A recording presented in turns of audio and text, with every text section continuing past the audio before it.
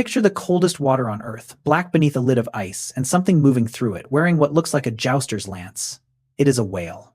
From the front of its head extends a long, straight shaft twisting in a tight spiral, as though a craftsman turned it on a lathe. Sailors who first glimpsed this centuries ago had no framework for it. Whales were supposed to be smooth, blunt, enormous. This one carried a spear longer than a grown man, is tall, held out ahead, like a knight riding to a tournament. The animal is the narwhal, and that shaft has confused, delighted, and misled people for the better part of 1,000 years. What makes it stranger is how ordinary the rest of the creature looks. Take away the spiral and you have a mottled, mid-sized whale. Cousin to the beluga, rounded and calm. Add the spiral back, and you have a myth swimming in real water. Nothing else in the ocean grows anything quite like it, jutting forward, instead of curving straight as a surveyor's rod, despite spinning the whole way down its length. Before we know a single fact about how the narwhal lives, it has already asked us a question we cannot easily answer. Why would a whale of all animals need to carry a lance through the dark? Hold that question. It only gets stranger from here. Here is the first correction, and it undoes almost everyone's first assumption. The narwhal's famous shaft is not a horn. A horn grows from the forehead, made of bone or keratin, the stuff of your fingernails. This is none of that. What the narwhal carries is a tooth, a single canine, the same kind of tooth you run your tongue across in your own mouth. In the narwhal, it simply refuses to stay small and refuses to stay inside. On the left side of the upper jaw, that one canine grows and grows, punching straight through the animal's lip and continuing outward for years. Imagine one of your eye teeth deciding to keep growing until it pushed through your face and reached past your outstretched arm. That is, in essence, what has happened here. The tooth that everyone mistook for a unicorn's horn is anatomically a wildly overgrown fang worn on the outside of the head. And it breaks another rule while it is at it. Most tusks in the animal world, think of an elephant, come in symmetric pairs and curve. The narwhal grows one on the left, running arrow straight. Everything your instincts tell you about horns and tusks turns out to be wrong the moment you look closely. The narwhal did not read the anatomy textbook. It grew a tooth where no tooth should go, and then it made that tooth the most famous feature of any whale alive. For hundreds of years, Europeans held these tusks in their hands and had no idea what they were looking at. There were no narwhals in the Mediterranean, no fishermen in Venice hauling them up. The tusks arrived through long trade chains from the far north, stripped of any animal, any context, any whale. What washed into the markets of Europe was a smooth, spiraled, ivory-white shaft, and merchants gave it the only origin that seemed to fit. They said it came from the unicorn. A single tusk could sell for more than its own weight in gold, sometimes 10 times over. Kings bought them. Cathedrals displayed them. Apothecaries ground shiksings into powders and charged fortunes, promising the dust could neutralize poison and cure plague. Consider what that price meant in real terms.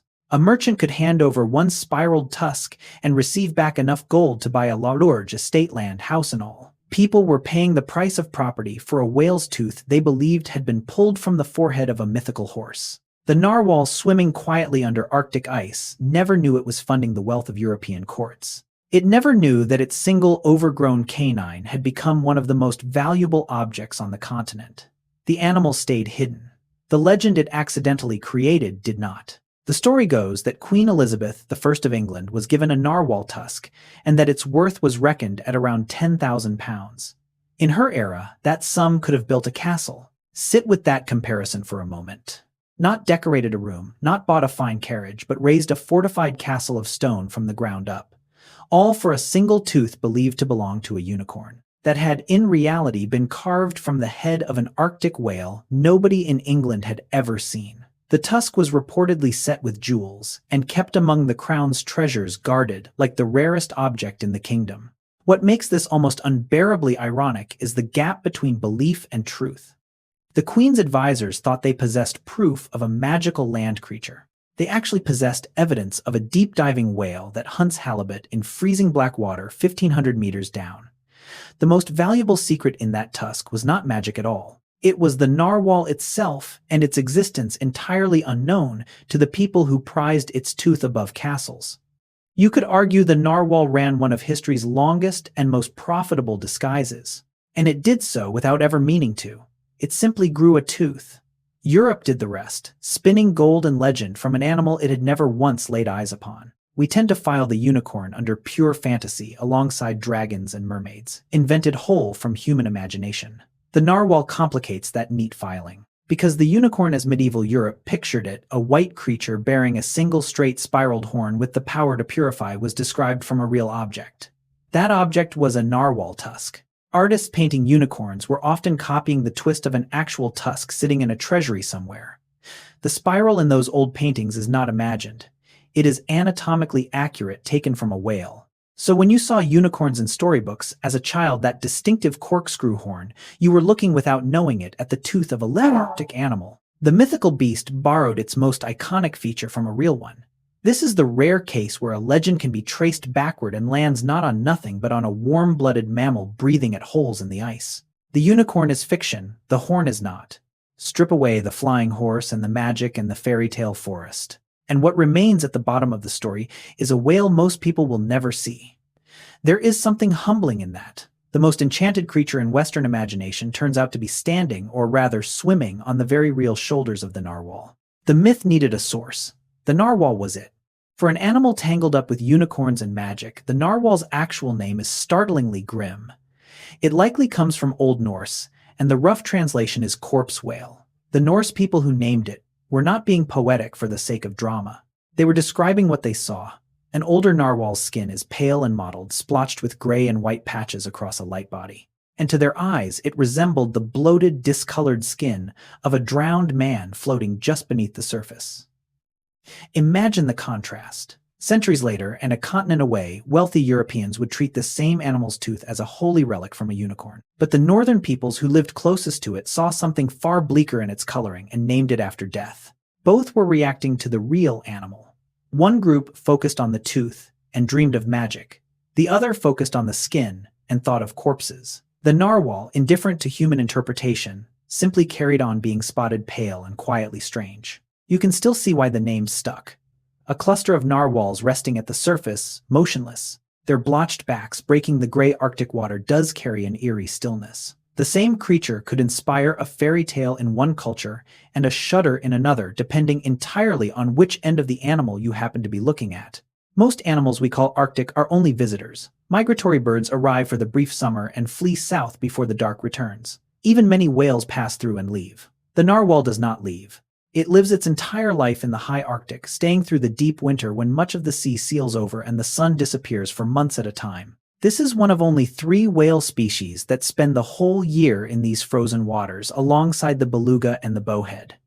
Think about what that commitment means. There is no warm weather retreat, no seasonal escape to gentler seas. The narwhal's home is a place most mammals could not survive for a week, and it never once takes a break from it.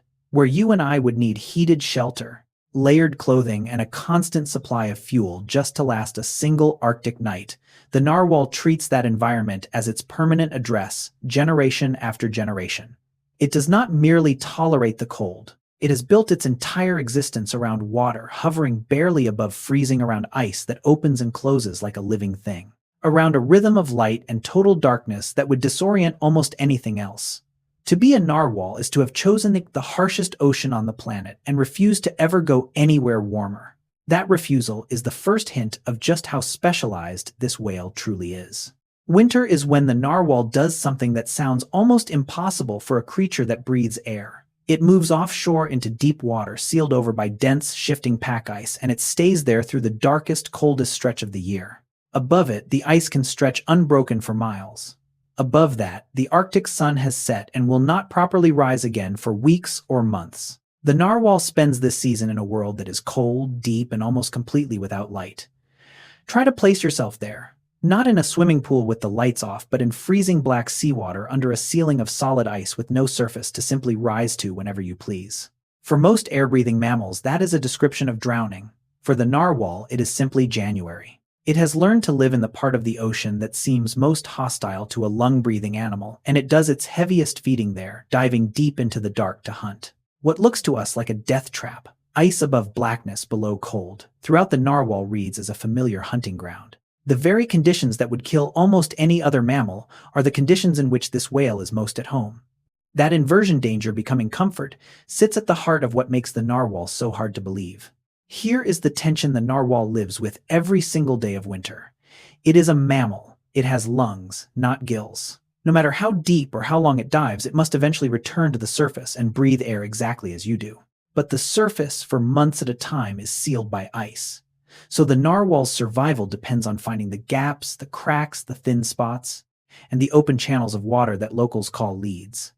These openings are its lifelines. Miss them, and a breath-holding whale beneath solid ice is a whale in serious trouble. Narwhals become experts at locating and returning to these breathing holes, sometimes sharing them, crowding into a small patch of open black water to exhale and refill their lungs before dropping back into the deep. Imagine driving across a frozen lake, where the only air exists at a handful of scattered holes, and you must memorize every one because forgetting means you cannot breathe. That is the narwhal's winter, played out under conditions far harsher than any lake. The ice is not a solid wall, but a shifting, groaning thing that opens in one place and closes in another. The whale has to read it, trust it, and gamble on it constantly. Every deep dive it takes in winter is a bet that it will find air again in a world that keeps trying to seal itself shut. Sometimes the gamble is lost and the results are grim.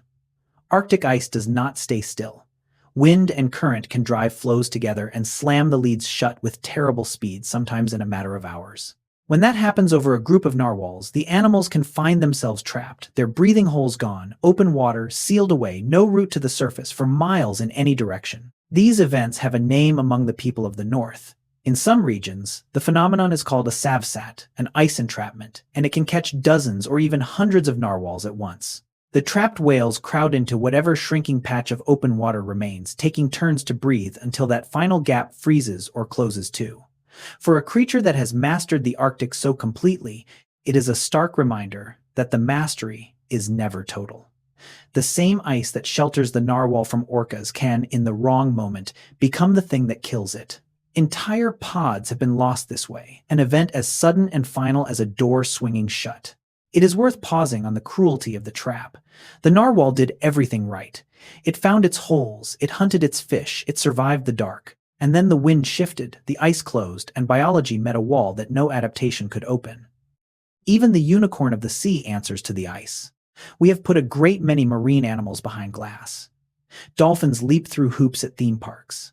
Belugas, the narwhal's own close cousin, live for decades in aquariums, spy-hopping at delighted crowds. Orcas have starred in shows for generations. Against that backdrop, the narwhal stands out for a stubborn reason: it refuses to survive our tanks. Every serious attempt to keep narwhals in captivity has ended the same way, with the animals declining and dying within weeks or months. There is no aquarium on Earth where you can go and watch a living narwhal glide past a viewing window. Not one. Think about what that means for our relationship with this whale. Nearly every large, charismatic marine mammal has at some point been made available for us to observe up close on our terms in our concrete pools. The narwhal alone has said no. Whatever it needs, the crushing deep dives, the specific cold, the rhythm of ice and darkness, the freedom of an open Arctic sea, cannot be packed into a tank, and without it, the animal simply does not last. This is part of why the narwhal remains so mysterious. We could not bring it into our world to study at leisure, so we were forced to go into its world instead, briefly, awkwardly, and at great cost. The unicorn of the sea keeps its distance. It has never once agreed to be a captive. Consider the strangeness of this situation. Here is one of the most recognizable features in the entire animal kingdom: a spiraled tusk that launched 1,000 legends, and for most of human history, nobody could say with confidence what it does. Not sailors, not naturalists, not the wealthy collectors who paid castles for it. The tusk was famous long before it was understood. Guesses piled up over the years, each sounding plausible and each falling short. Perhaps it was a spear for hunting fish. Perhaps it broke breathing holes through the ice. Perhaps it dug prey from the seafloor, or speared it, or served as a rudder for steering. Every explanation ran into the same wall. If the tusk is essential for survival, why do most females live perfectly well without one? A tool you can skip is a strange kind of tool. The mystery deepened the more people looked. This was not some obscure creature nobody cared about. This was the unicorn's horn, studied and prized for centuries, and yet its actual purpose stayed locked away. Only in recent decades, with drones, tags, and careful field science, have researchers begun to pry real answers loose. And even now, the picture is not complete. The narwhal held onto the secret of its most famous feature longer than it had any right to. In a world we have mapped and measured relentlessly, that single tooth stayed one step ahead of us. The narwhal is not one of many. It sits in a tiny corner of the whale world, in a family called Monodontidae, that contains exactly two living species, the narwhal and the beluga. That is the entire family. No third cousin, no scattering of related forms across the oceans. Just these two, both white-tending whales of the far north, sharing an ancestry and precious little else on the surface. The beluga is the chatty one, so vocal that whalers nicknamed it the sea canary, with a rounded, expressive head and a body that turns pure white with age. The narwhal is the quiet enigma with the spiraled tooth. Side by side, they look like siblings who grew up to lead very different lives. And that scarcity matters. When a family holds only two members, each one carries enormous evolutionary weight. There is no backup, no close relative to fall back on if one disappears. Compare it to a family reunion where only two people ever show up and both of them are in their own way deeply unusual. Lose either, and the whole lineage is cut in half. So the narwhal is not just rare in the poetic sense. It is genuinely one of a kind within one of the smallest families in the whale world, sharing that world with a single cousin and standing utterly alone in growing that famous tooth. Global estimates put the narwhal population somewhere around 170,000 animals, most of them clustered in the waters between Canada and Greenland, with smaller groups near Svalbard and the Russian Arctic. On paper, that is not a tiny number. But scale it against the world we know, and it shrinks fast. 170,000 is roughly the seating capacity of a couple of large American football stadiums filled to the brim. That is every narwhal thought to be alive, the entire global species fitting into a few packed arenas. The animal that gave rise to the unicorn myth, that lives across a vast sweep of the Arctic, could in theory gather in a space smaller than a mid-sized city's crowd on game day. And they are not spread evenly. The great majority hug specific regions, funneling through the same bays and fjords year after year, which means the species is concentrated rather than scattered thinly across all Arctic seas. That concentration is a double-edged thing. It makes the narwhal easier to find in its strongholds, but it also means that trouble in a few key areas, warming water, heavy shipping, changing ice, could ripple through a large share of the whole population at once. The narwhal is not on the brink today, yet the truth of its numbers is sobering. An animal so famous, so woven into legend, comes down in the end to a head count you could seat in a stadium. Return now to that tooth, because a curious pattern hides inside it. The tusk grows mainly in males, and when it grows, it always spirals the same direction. Look down the length of any narwhal tusk from base to tip, and the grooves twist counterclockwise to the left without exception. Not most of the time. Every time. In a natural world full of variation, where shells coil both ways and vines climb in either direction, the narwhal's tusk shows an iron consistency that borders on eerie. There is no such thing as a right-handed narwhal tusk. This is stranger than it first sounds. The tusk is the animal's left canine tooth, and as it grows out through the lip and extends forward, it rotates leftward the entire way, every animal matching every other. Imagine an entire species of people and every single one parts their hair on exactly the same side with not one exception ever recorded. That is roughly the level of uniformity we are talking about. Scientists have theories about why, involving how the tooth grows and rotates as it forms, but a fully satisfying explanation remains out of reach. The narwhal simply does it reliably, generation after generation. Of all the mysteries packed into this single tooth, the unwavering leftward spiral is one of the quietest and most puzzling. The tusk does not just grow, it grows with a handedness, and it never once changes its mind. The tusk is often called a male trait, and mostly that is true, but nature rarely draws its lines cleanly. Roughly 15% of female narwhals also grow a tusk. It tends to be shorter, thinner, and less dramatically spiraled than a male's, but it is unmistakably there, a real tooth erupting through a real lip. So the neat story of males have tusks. Females do not, turns out to be more of a strong tendency than a rule. Picture a classroom where a striking feature shows up in nearly every boy, and in about 1 in 7 of the girls present in both, just far more common in one group. That is closer to the narwhal's reality. And these tusked females raise a genuinely interesting question. If the tusk were purely a weapon males use to compete for mates, or purely a display to impress females, why would any females grow one at all? Their existence hints that the tusk is not a simple sexual ornament, and nothing more. It may carry functions shared across both sexes, sensing the water perhaps, or serving purposes we have not fully pinned down. Even a rare female tusk chips away at our tidy explanations. The narwhal keeps refusing to fit the box we build for it. Just when the tusk looks like a straightforward badge of maleness, roughly 1 in 7 females quietly grows one too, and the mystery widens rather than closing. If a single spiraled tusk already stretches belief, nature occasionally decides to double the wonder. Very rarely a narwhal grows not one tusk, but two. Both upper canines erupt and extend forward, producing a matched pair of spiraled shafts jutting from the head side by side.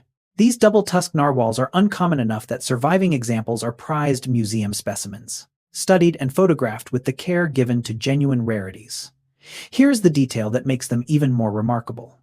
Recall that every single narwhal tusk spirals to the left. In a double-tusked animal, both tusks still spiral the same leftward direction. They are not mirror images of each other the way you might expect a matched pair to be. Picture a pair of gloves where, instead of one left and one right, you somehow ended up with two left-handed gloves worn together. That is the geometry of a double-tusked narwhal, both teeth twisting the same way, refusing to mirror even when there are two of them. It is a small anatomical stubbornness that tells us something about how deeply the leftward spiral is written into this animal. The narwhal will grow a second tusk before it will grow a right-handed one. For an animal already carrying the strangest tooth in the sea, the double-tusked narwhal is the rare individual that takes that strangeness and without any apparent need quietly presents it twice over. Put the pieces together, and a portrait emerges of a whale we barely know. The narwhal lives in some of the most remote water on the planet, far from ports and research stations. It spends much of the year under ice, out of sight of any boat or plane. It cannot be kept in captivity for close study. It is skittish, and it vanishes into the deep and the dark at the first sign of disturbance. Every tool we normally use to learn about an animal runs into a wall with this one. The result is that the narwhal ranks among the least understood of all the great whales, despite being one of the most famous. Basic questions that we answered long ago for lions or elephants remain genuinely open here. We are still refining our count of how many exist. We are still debating what the tusk is fully for. We are still piecing together where they go and why. This is not because researchers lack interest, but because the narwhal makes itself so extraordinarily hard to reach. Every scrap of knowledge about this animal has been won at real cost from scientists working on the edge of the ice in brutal conditions for brief windows of access. You might expect the world's only spiral-toothed whale to be thoroughly documented by now. Instead, the narwhal remains a creature we glimpse rather than know half-legend, even to the people who study it. When scientists finally gave the narwhal its formal Latin name, they reached almost inevitably for that tooth. Monodon monoceros. Break it apart and the meaning is plain: monodon one tooth and monoceros one horn. The name itself is a small poem about the animal's defining oddity, repeated twice for emphasis in two languages of scholarship: one tooth, one horn. Even the taxonomists could not get past the spiral. There is a quiet honesty in that name. Faced with a whale that does 100 remarkable things, dives deeper than almost any mammal, thrives under ice, hunts in total darkness, science still chose to define it by the single feature that had captivated everyone from the start. And notice the persistence of the horn idea. By the time the name was formally assigned, educated people understood this was a tooth, not a true horn. Yet monoceros, one horn, stayed in the name anyway, a fossil of the old unicorn confusion, preserved forever in the official record. So the narwhal carries its history in its very title. The word tooth acknowledges the truth. The word horn preserves the myth. Between them sits the whole strange story of an animal mistaken for a unicorn, prized above castles named for corpses, and finally catalogued by scientists who, in the end, still could not resist pointing at that one incredible tooth. The narwhal is officially and forever the one-toothed, one-horned whale. Before we leave the world of legend behind and turn to the animal's living body, one last belief deserves its full weight, because people did not merely admire these tusks. They trusted them with their lives. It was widely held that narwhal ivory could detect and neutralize poison. A cup carved from the tusk was thought to render any poisoned drink harmless. Powder scraped from it was swallowed as medicine against plague fever and a long list of ailments. Rulers who feared assassination by poison, a very real danger in royal courts, paid staggering sums for vessels and utensils made from what they believed was unicorn horn. Picture a king lifting a pale, spiraled cup to his lips, genuinely convinced that this object, taken from a whale he had never heard of, stood between him and a murderer's poison. His life in his own mind rested on a narwhal's tooth. None of it worked, of course. The tusk has no power over poison. But the belief was so strong and so profitable that it shaped trade medicine and royal spending across Europe for centuries. And there is a strange thread of truth buried in the error. We now know the tusk truly is a sensory organ, able to detect chemical changes in the water around it. Medieval Europe was wildly wrong about the magic. Yet they had by pure accident fixed their imagination on the one part of the narwhal that can in its own real way sense the world.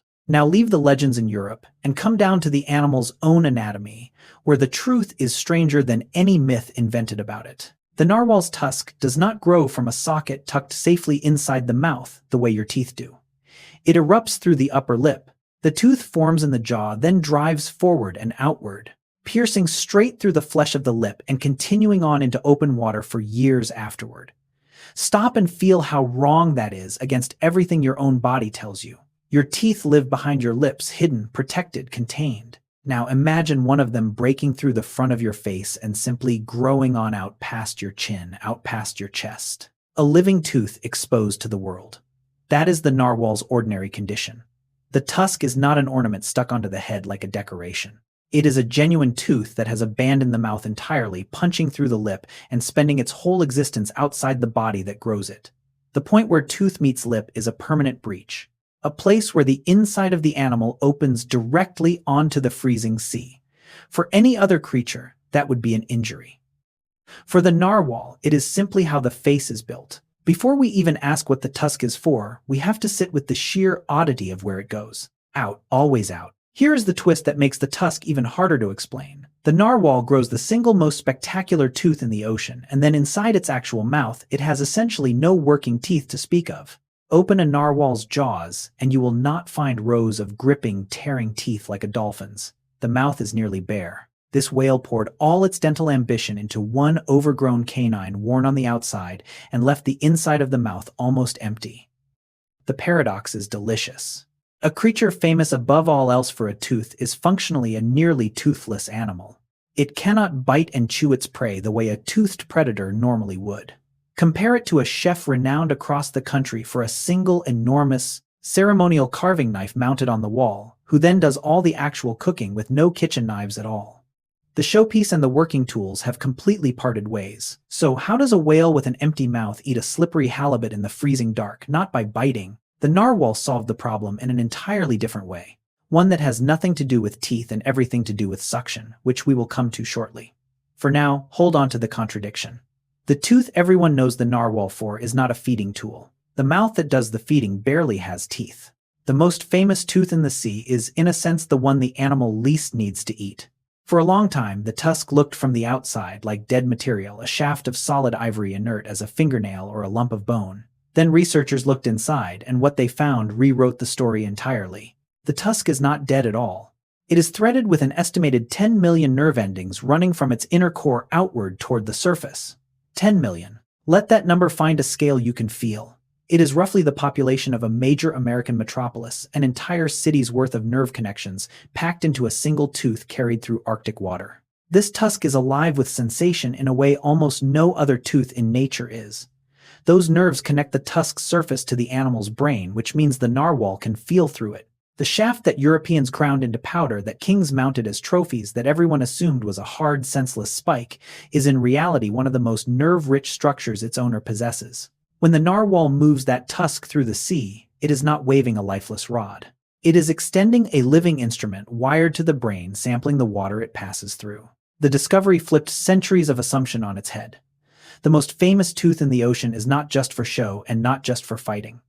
It is at least in part a sense organ, and a staggeringly sensitive one at that. To understand how the tusk feels, you have to understand that it is built inside out compared to your own teeth. Think about one of your teeth for a moment. The hard, dead enamel sits on the outside, a protective shell, and the soft, living, sensitive pulp hides safely deep in the center. Your teeth are armored on the surface and tender at the core. The narwhal's tusk flips that arrangement completely. Its sensitive living tissue reaches outward toward the surface, while the hardest material sits deeper within. The outer layer is porous, riddled with tiny channels that let seawater seep inward toward the nerves rather than sealing them off. In other words, where your tooth is designed to keep the outside world out, the narwhal's tusk is designed to let the outside world in. It is a tooth turned against its own usual logic. This reversal is the key to everything. A structure that porous and that exposed would be a disaster for a tooth meant to bite and grind, worn away, aching, vulnerable. But for a tooth meant to sense the surrounding water, it is exactly right. The porosity is not a flaw. It is the whole point. Seawater flows into the channels, reaches the nerve endings, and the narwhal reads whatever that water is carrying. Your teeth are fortresses built to keep sensation out. The narwhal's tusk is an antenna built to draw sensation in the same organ, solving the opposite problem. Put the porous surface and the 10 million nerves together, and the tusk becomes something no one imagined for most of history, a probe for reading the sea itself. Experiments led by the dental researcher Martin Nguyen and his colleagues showed that when the water surrounding a narwhal's tusk changed in saltiness, the animal's body responded, its heart rate shifting in reaction to the difference. The tusk was detecting the chemistry of the water. From that and related work came the picture of the tusk as a sensory organ able to register changes in salinity and likely temperature and pressure as well. Think about what that could mean for a whale living under ice. Saltier water and fresher water behave differently, and the balance between them signals things like where sea ice is forming or melting or where currents meet. A narwhal that can taste those differences through its tusk carries a built-in instrument for reading its frozen environment, sensing the state of the water, the way you might test bathwater with your hand before stepping in. The animal is not just swimming blindly through the cold. It may be constantly sampling the sea, its tusk feeding a stream of information about the world just ahead. Now, the old medieval belief takes on an odd shimmer of accidental truth. Those people were convinced the tusk could sense poison in a drink. They were wildly wrong about the poison, yet weirdly close on the principle the tusk really can sense what is dissolved in water. We left an open question earlier. How does a whale with a nearly empty mouth manage to eat? Here is the answer, and it is beautifully simple. The narwhal does not bite its prey. It vacuums it up. When a narwhal closes in on a fish, it draws its tongue back sharply and drops the pressure inside its mouth, creating powerful suction. The fish is pulled in whole, swept into the mouth by a sudden inrush of water, and swallowed without ever being chewed. No teeth required. The whole system runs on pressure, not on gripping and tearing. Picture drinking a thick milkshake through a wide straw, that sudden strong pull that draws the liquid up. The narwhal does something like that, but powerful enough to yank a whole halibut off the seafloor and into its throat in an instant. This is why the empty mouth is not a handicap at all. For a suction feeder, teeth would only get in the way. The narwhal traded the ability to bite for the ability to inhale its meals. And in the cold, dark water where it hunts, that trade works perfectly. So the two great puzzles of the narwhal's mouth resolve into one elegant design. The tusk grows outward as a sensory tool because it is not needed for feeding. The mouth stays nearly toothless because it feeds by suction. What looked like contradictions turn out to be two halves of a single, well-fitted whole. Run your eye along the narwhal's body, and you will notice something missing, something almost every image of a whale or dolphin has trained you to expect. There is no tall dorsal fin standing up from its back. Where a dolphin or an orca carries that upright triangular blade, the narwhal has only a low bumpy ridge, a slight raised line running along its spine. The signature fin of the whale world has been erased, flattened down to almost nothing. And that absence is not a lack. It is a design choice sculpted by the ice. A tall dorsal fin would be a liability for an animal that spends its life pressing up against the underside of frozen sea. It would scrape, catch, and snag against the ceiling of ice. It would radiate precious body heat into water hovering near freezing. By trading the fin for a low ridge, the narwhal gets a back that slides smoothly beneath the ice and holds its warmth better in brutal cold. Imagine trying to squeeze under a low ceiling while wearing a tall hat, and then simply taking the hat off, and you have the logic of it. The missing fin is the ice's fingerprint on the narwhal's body. Every whale we picture has that fin because most whales never need to worry about a solid roof overhead. The narwhal does constantly, and so it quietly gave the fin up. What looks like something absent is really something adapted. The low ridge is not just about avoiding harm.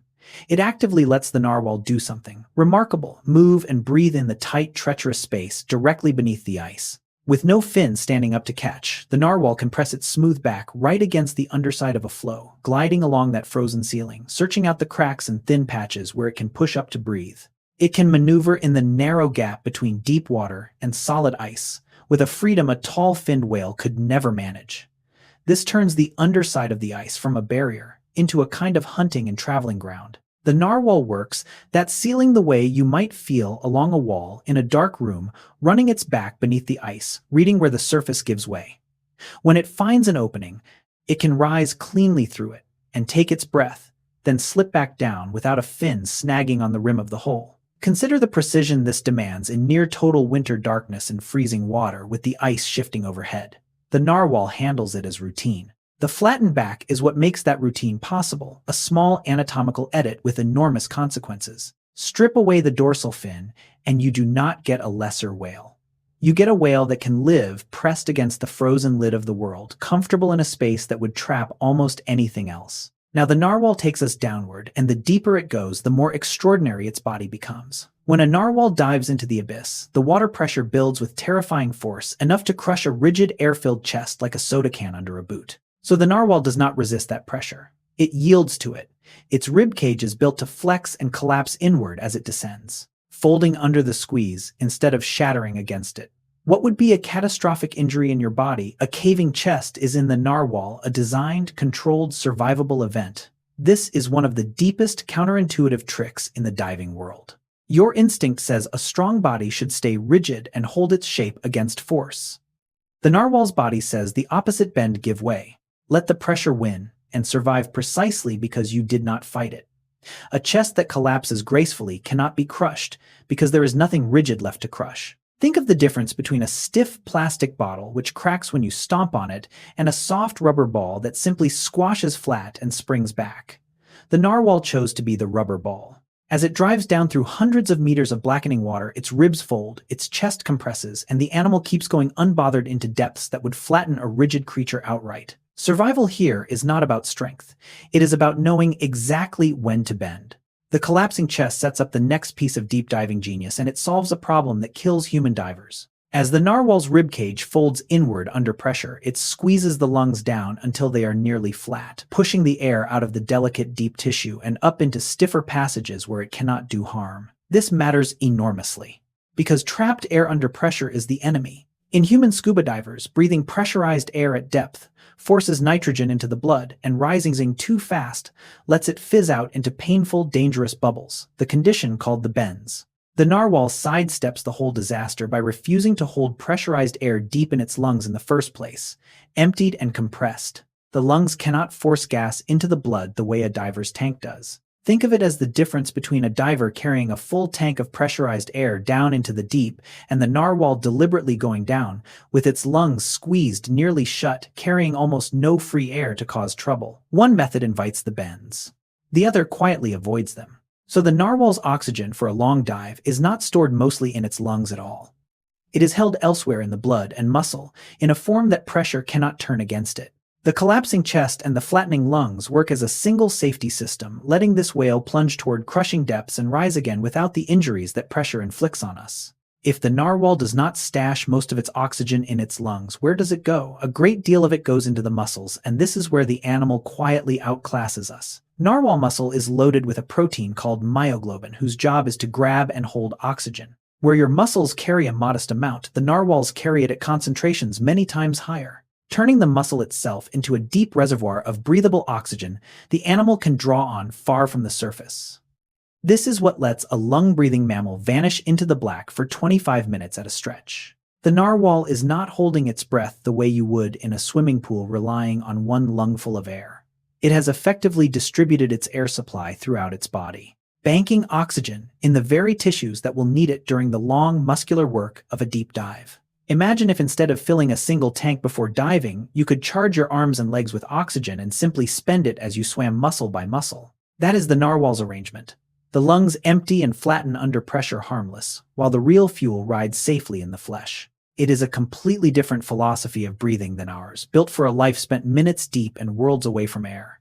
And it leaves a visible mark on the animal's own body, one strange enough to deserve its own moment. That flood of oxygen-binding protein does something you can actually see. Myoglobin is a dark pigment, and when muscle is packed with it at the concentrations a narwhal carries, the flesh turns a deep dark red so intense it looks almost black. Where the meat of a land animal is pink, or light red deep-diving whale muscle can appear nearly the color of old wine or dried ink. The color is a direct readout of the animal's diving power. The darker the muscle, the more oxygen it can hold, and the narwhal's muscle sits at the dark extreme. Think of it as a fuel gauge written into the body itself. A pale muscle is a shallow breather. This near-black muscle belongs to a champion of the deep. There is something almost poetic in it. The narwhal wears the evidence of its adaptation on the inside, in flesh, stained dark by the sheer quantity of oxygen it can carry. Every deep dive this whale makes is powered by that darkness, by muscles so saturated with myoglobin that it has changed color to accommodate the load. So when you picture the narwhal diving into the black winter sea, understand that the blackness is not only around it, it is within it too. In muscle turned nearly the color of the water, it descends through a body engineered from the cells outward for a life spent far below the reach of light and air. Most whales and dolphins hold their heads rigidly because the bones of their necks are fused together into a stiff, immovable block. It is an arrangement built for streamlined speed, a head locked in line with the body, like the fixed nose of a torpedo. The narwhal breaks from this. Its neck vertebrae are not fused. They remain separate, jointed, movable, which gives the narwhal something rare among whales, a genuinely flexible neck able to turn and nod its head with surprising freedom. Its close cousin, the beluga, shares this trait, and it sets both apart from the stiff-necked majority of the whale world. Picture the difference between a person wearing a rigid neck brace, who must turn their whole body to look sideways, and a person who can freely swivel their head to glance around. Most whales are wearing the brace. The narwhal is not. This mobility likely serves the animal well in the tight, cluttered environment it hunts in, letting it angle its head toward prey along the seafloor, or maneuver in the confined spaces beneath ice without having to wheel its entire body around. In a world of frozen ceilings and fish hugging the bottom, a head that can turn independently is a real advantage. It is one more quiet way the narwhal has departed from the standard whale blueprint, trading a sliver of streamlined rigidity for the ability to look where it wants, when it wants, in a place where precision matters more than raw speed. The narwhal's famous mottled coloring is not something it is born with. It is something it earns over a lifetime. Newborn calves arrive, a fairly uniform dark gray, almost slate-colored, with none of the blotched pale patterning of the adults. Then year by year, the animal lightens.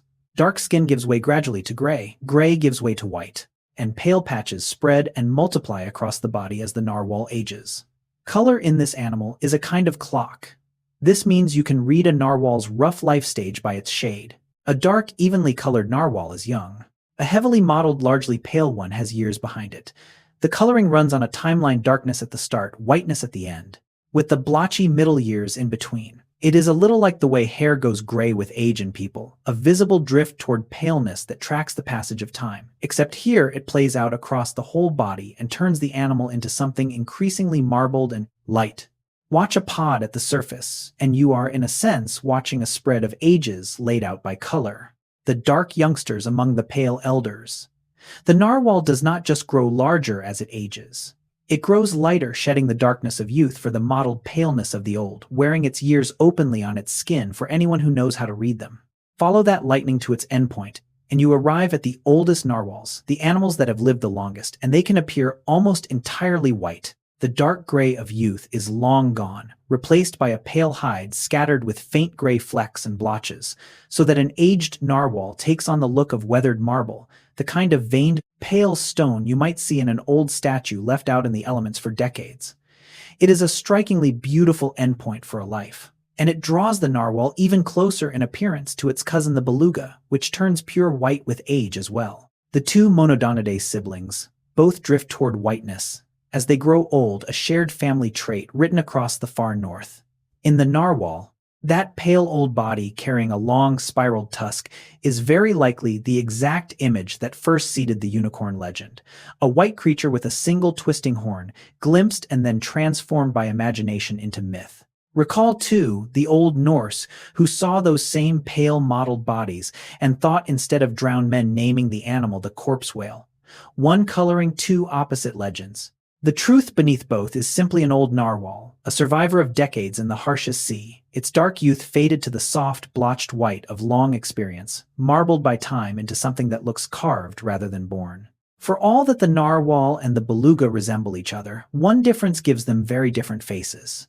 The beluga is famous for its expressive head. It has mobile facial muscles and a squishy, malleable forehead, letting it seem to smile, purse, and shift its expression in ways that charm every crowd that sees one. The narwhal did not inherit that gift. Its face is far more fixed, lacking the beluga's range of flexible expression, wearing instead a calm, unchanging look, no matter what it is doing. Where the beluga is the whale of 1,000 faces, the narwhal holds just one. There is an accidental fittingness to this. The narwhal is the mysterious, remote, unreadable member of the family, a whale we struggle to know, and it happens to carry a face that gives almost nothing away. You cannot read its mood in its features, the way you might imagine reading a beluga's. It presents the same composed expression, whether it is hunting in the dark, resting at the surface, or crossing 1,000 miles of open sea, in a way that impassive face suits the animal's whole character. The beluga performs for us. The narwhal simply is self-contained and hard to interpret, keeping its inner life behind a face that does not perform at all. Two cousins, one family, and yet one wears its feelings openly, while the other keeps a countenance as unreadable as the ice it lives beneath. Return to the tusk one more time because it hides a geometric contradiction that is easy to miss. Look at a narwhal tusk and you see a spiral grooves twisting elegantly around and around its length. Your eye reads twist, and so your mind expects the whole thing to curve or corkscrew through space. But it does not. The tusk, for all its spiraling surface, grows astonishingly straight. The spiral is on the surface. The overall shaft is a nearly perfect straight line, one of the straightest structures anywhere in the natural world. This is a genuinely unusual feat. Elephant tusks curve. Ram horns curl. Most long growths in nature bend as they extend, pulled off true by uneven growth. The narwhal's tusk spins its grooves around itself, yet somehow refuses to veer, holding a straight course down its entire span, sometimes for the better part of 9 feet. Picture a barber's pole with its stripes winding around and around, standing perfectly upright and true rather than leaning or curling. That is the narwhal's tusk spiraled on the outside, ruler straight overall. Scientists think the very act of spiraling as it grows may be what keeps it straight. The twist balancing out forces that would otherwise bend it so that the spiral is not just decoration but the mechanism of the straightness itself. The tusk does not stay straight in spite of its spiral. It may stay straight because of it, a solved engineering problem grown from a single tooth. We touched earlier on the tusk's unbending leftward-handedness, but seen up close at the level of those surface grooves, the mystery sharpens further. The spiral ridges wrapping the tusk always turn the same way counterclockwise as you look from the base toward the tip on every narwhal everywhere. There is no natural variation, no scattering of clockwise tusks mixed in with the rest. The direction is locked. In a living world that usually loves to vary, throwing up left-coiled and right-coiled shells, plants that twine in either direction, this rigid uniformity stands out as deeply odd. Whatever process lays down that spiral as the tooth grows, it obeys the same rule in every single animal, and researchers still cannot fully explain why the rule is so absolute. There are ideas about how the tooth rotates as it forms, how growth at its base might impose the twist, but a complete satisfying account of why it is always counterclockwise and never the reverse has not been nailed down. It is a small thing, and an enormous thing at once. Small because it is only the direction of some grooves on a tooth. Enormous because absolute consistency in nature usually points to some deep, tightly governed rule we have not yet read. The narwhal grows this spiral the same way 10,000 times over without variation, and in that flawless repetition it hides a question about its own growth that science has not closed. The tusk keeps even this secret. A tooth living outside the body, waved through ice and used in who knows what encounters, is bound to get damaged, and narwhal tusks do break. Tips snap off. Shafts crack. Given how exposed the tusk is, wear and breakage are simply part of its life. But the narwhal is not helpless when this happens. The tusk retains living tissue and the capacity to respond to damage, able to repair and continue building rather than simply carrying a dead, broken stub for the rest of the animal's life. A tooth that can mend itself is a rare and valuable thing. There is even evidence remarkable to picture that when one narwhal's tusk breaks and opens up its sensitive inner channels, another narwhal's tusk tip can become involved in the response. The broken tusk's tissue reacting as damaged living tissue does. Whatever the full story, the key point stands: this is not a static, lifeless spike, but a living, maintainable structure that can heal. Think of the difference between a chipped ceramic mug, which stays chipped forever, and a scraped knee which scabs, mends, and grows new tissue over the wound. The narwhal's tusk behaves more like the knee than the mug. It is alive down its length, and being alive, it can recover from injury and keep growing. Every part of this tooth resists the assumption that it is merely inert ivory. It senses, it heals, it repairs, doing all the things a dead trophy could never do. One last small strangeness before we leave the body behind, and it is the kind of detail that rewards a close look. The narwhal's flippers, the pair of paddle-like limbs along its sides, are relatively small and short, well suited to a stocky whale in cold water. But in older animals, particularly older males, the tips of those flippers begin to curl. They turn upward at the ends, taking on a distinctive hooked or curled shape that younger narwhals do not show, so that the flippers themselves become another marker of age and maturity alongside the paling of the skin. It is a subtle, almost decorative-looking change, and yet it fits a pattern we have seen again and again in this animal. The narwhal's body keeps changing across its entire long life. The skin drifts from dark to white, the tusk keeps growing, and the flipper tips slowly curl. This is not an animal that reaches adulthood and then stays fixed. It goes on transforming for decades, each stage of life leaving its own visible signature on the body. Picture an old sea captain whose weathered hands have curled and set into a particular shape after a lifetime of work. And you have something of the feeling of an aged narwhal's flippers marked by the years. The whole animal, from the color of its skin, to the curl of its fins, to the length of its tooth, is a record of time lived in the harshest sea on Earth, still writing itself right up to the end. We have followed the narwhal down into darkness so complete that eyes become nearly useless. And now the obvious question arrives: how does it find anything down there? The answer is that the narwhal, like its dolphin relatives, does not rely on light at all. It hunts with sound. The whale fires rapid streams of clicks out into the black water, and when those clicks strike a fish, a rock, or a wall of ice, they bounce back as echoes. By reading the returning echoes, the narwhal builds a picture of its surroundings, judging distance, direction, size, and movement all from sound alone. This is echolocation, the same trick a bat uses in a night sky, carried down into the frozen deep. Think about what that means for the animal's experience of the world. Where you would be utterly blind in that lightless water groping and lost, the narwhal is effectively painting the darkness with sound and reading the world back off its own echoes. It does not need the sun. It brought its own way of perceiving into a place the sun cannot reach. A halibut hugging the seafloor, 1,500 meters down. In water where no photon of surface light has ever arrived, is not hidden from a narwhal.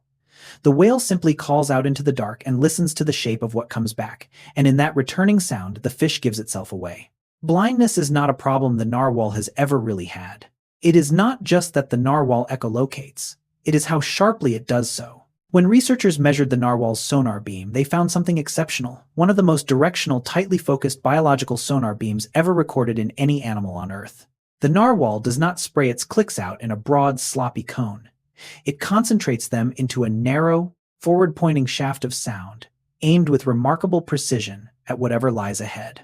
This makes its biological sonar less like a floodlight washing over everything and more like a tightly focused searchlight probing one direction at a time with great clarity. That focus is a real advantage in the world the narwhal lives in. A narrow beam cuts down on confusing echoes, bouncing back from every direction at once, from the seafloor, from ice, from the clutter all around, and lets the whale isolate what is directly in front of it. In an environment crowded with hard surfaces above and below, a sonar beam that stays tight and on target is exactly what a hunter needs. Picture the difference between waving a bare lantern around a cluttered room, its light spilling everywhere and reflecting off everything, and aiming a thin flashlight beam at one precise spot. The narwhal carries the flashlight. Of all the echolocating animals we have studied, few, if any, focus their sound as sharply as this whale does.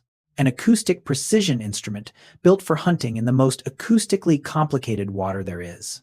Hold on to that flashlight image because it captures how the narwhal actually moves through its dark world. A creature with a broad, unfocused sonar would perceive its surroundings as a vague, blurry wash, everything lit dimly at once and nothing sharp. The narwhal, with its tight beam, experiences something far more precise. It can effectively sweep that narrow shaft of sound across the water in front of it, scanning the way you would run a flashlight beam methodically across a pitch-black basement, pulling one object after another out of the dark in crisp detail. This scanning ability changes the nature of the hunt. The narwhal can point its acoustic beam at a promising patch of seafloor, resolve whether a fish is there, judge its distance and size, and commit to the chase, all with a clarity that a wide-beamed animal could not match. It is not stumbling upon prey by luck in the dark. It is deliberately illuminating the world ahead of it with sound and reading what that sound reveals. There is a real elegance to it. The Arctic winter takes away the narwhal's light for months. And rather than surrender to that blindness, the whale simply built a better way to see. Its flashlight is made of sound, its beam is among the sharpest in nature, and with it, the narwhal turns a lightless, ice-locked ocean into a place it can navigate and hunt with confidence, one precise sweep at a time. Listen in on a hunting narwhal, and you would hear its sound change as the chase reaches its climax. During ordinary searching, the clicks come at a measured pace, spaced out as the whale scans the water ahead. But the moment a narwhal locks onto prey and begins its final approach, the clicks accelerate dramatically, running together into a rapid stutter that scientists call a buzz. It is the acoustic signature of a hunt about to end, the sound of a predator homing in for the strike. There is a clear logic to the buzz. As the narwhal closes the distance to a fish, it needs more and more frequent updates on exactly where that fish is and how it is moving, especially if the prey darts and tries to escape. Firing clicks faster means receiving echoes faster, giving the whale an almost continuous stream of information in the crucial final moments. It is the difference between glancing at a moving target every few seconds and watching it in real time. Picture a camera switching from taking one photo at a time to shooting rapid burst mode as the action peaks, capturing every tiny movement. That is what the narwhal's sonar does as it moves in for the catch. So the hunt has a soundtrack and it builds slow, spaced clicks while searching. Then, as the fish is found and the pursuit tightens, that quickening buzz faster and faster until the moment of capture arrives in a blur of sound. The narwhal's world of sound is not only about hunting. It may also be about identity. Research into narwhal calls suggests that individual whales can produce distinctive combinations of clicks and pulsed sounds, acoustic patterns, unique enough that one narwhal might be told apart from another by the specific character of the sounds it makes. In other words, each narwhal may carry something like a vocal fingerprint, a personal acoustic signature woven into the noises it produces. If that holds true, it opens a striking possibility that narwhals can recognize one another by sound alone, in a world where seeing each other is often impossible. Under ice, in the dark, in murky, deep water, vision fails constantly, but sound carries. A narwhal that broadcasts a recognizable acoustic identity could be locatable and identifiable to its podmates, even when no one can see anyone. Think of how you can recognize a close friend or family member instantly by their voice on a phone without any picture at all, purely from the sound. Narwhals may live in a version of that world all the time, knowing each other not by face but by voice, threading through the dark ocean while keeping acoustic track of who is who. It hints at a social life richer and more individualized than a silent, faceless herd. These are not interchangeable animals swimming blindly past one another. They may be individuals, each with a recognizable voice calling and listening across the black water. For centuries, the great question hung unanswered. What does the narwhal actually do with that tusk? Then, in recent years, technology finally caught the animal in the act. Researchers flew drones over Arctic waters and captured something no one had ever clearly filmed before. Narwhals were using their tusks on fish, moving the long tooth to tap and strike at Arctic cod, apparently stunning or immobilizing the fish before moving in to eat them. After 1,000 years of guessing, a camera in the sky finally showed the tusk doing real work in a real hunt. The footage was a revelation precisely because it was so concrete. Not a theory, not a legend, but actual video of a wild narwhal delivering quick, deft taps with its tusk to disorient a fish, then positioning to swallow it. The tusk, it turned out, could serve as a hunting aid after all, though not in the crude way people had long imagined. Picture the difference between clumsily stabbing at a fish with a spear and lightly flicking it with the tip of a fishing rod to knock it off balance. The narwhal does something closer to the second, a precise tap, not a violent impaling. It took drones, patience, and luck to witness it, but the tusk finally gave up one of its uses on camera, and the answer was more elegant and more surprising than the old spear hunting myths had ever supposed. That tusk-tapping behavior clicks perfectly into place once you remember how the narwhal actually eats. Recall that this whale has almost no working teeth and feeds by suction, vacuuming prey whole into its mouth. Now think about the challenge that poses. A healthy, alert fish is fast, twitchy, and hard to catch by suction alone, liable to dart away the instant a predator draws near. But a fish that has just been tapped and stunned, dazed, and briefly unable to flee becomes a far easier target. A single sharp inrush of water, and the immobilized fish is drawn in and swallowed. The tusk and the suction feeding work together as one strategy. The tusk knocks the prey off balance. The suction closes the deal. Neither would be as effective alone. But together they solve the problem of catching a slippery, evasive fish with a nearly toothless mouth. It is a genuine hunting technique, two specialized traits combining into something greater than either. Compare it to a basketball player who fakes a defender off balance and then in that split second of hesitation drives past for an easy layup. The stun creates the opening, the suction completes the play. Suddenly, the narwhal's whole strange anatomy stops looking like a collection of oddities and starts looking like a coherent design. The empty mouth, the suction feeding the sensitive multi-purpose tusk, all of it comes together in a single fluid act of catching a meal in the cold and the dark. For as long as people have wondered about the tusk, one explanation kept resurfacing. Surely it must be a spear, a lance. The narwhal drives through fish to impale them like a swordsman running through an enemy. It is an intuitive guess. The tusk is long, straight and pointed, so of course it looks like a weapon for stabbing. But the drone footage and everything else we have learned quietly dismantled that idea. The narwhal does not spear its prey. It taps and stuns them with the tusk, then sucks them up with its toothless mouth. There is no impaling, no running through. The spear was always in our imagination, never in the hunt. This correction matters because it shows how easily a plausible story can stand in for the truth for centuries. The spear explanation felt right, so it endured unexamined until real evidence finally arrived and replaced it with something both gentler and cleverer. The tusk is not a crude pike. It is a precise, sensitive instrument used with finesse. And notice the pattern that keeps repeating with this animal. Nearly every confident assumption people made about the narwhal, that its tooth was a horn, that the horn was magic, that the tooth was a spear, has turned out to be wrong, corrected only when someone finally looked closely at the living animal. The narwhal keeps teaching the same humbling lesson. The truth of it is stranger and subtler than the tidy stories we invent to explain it.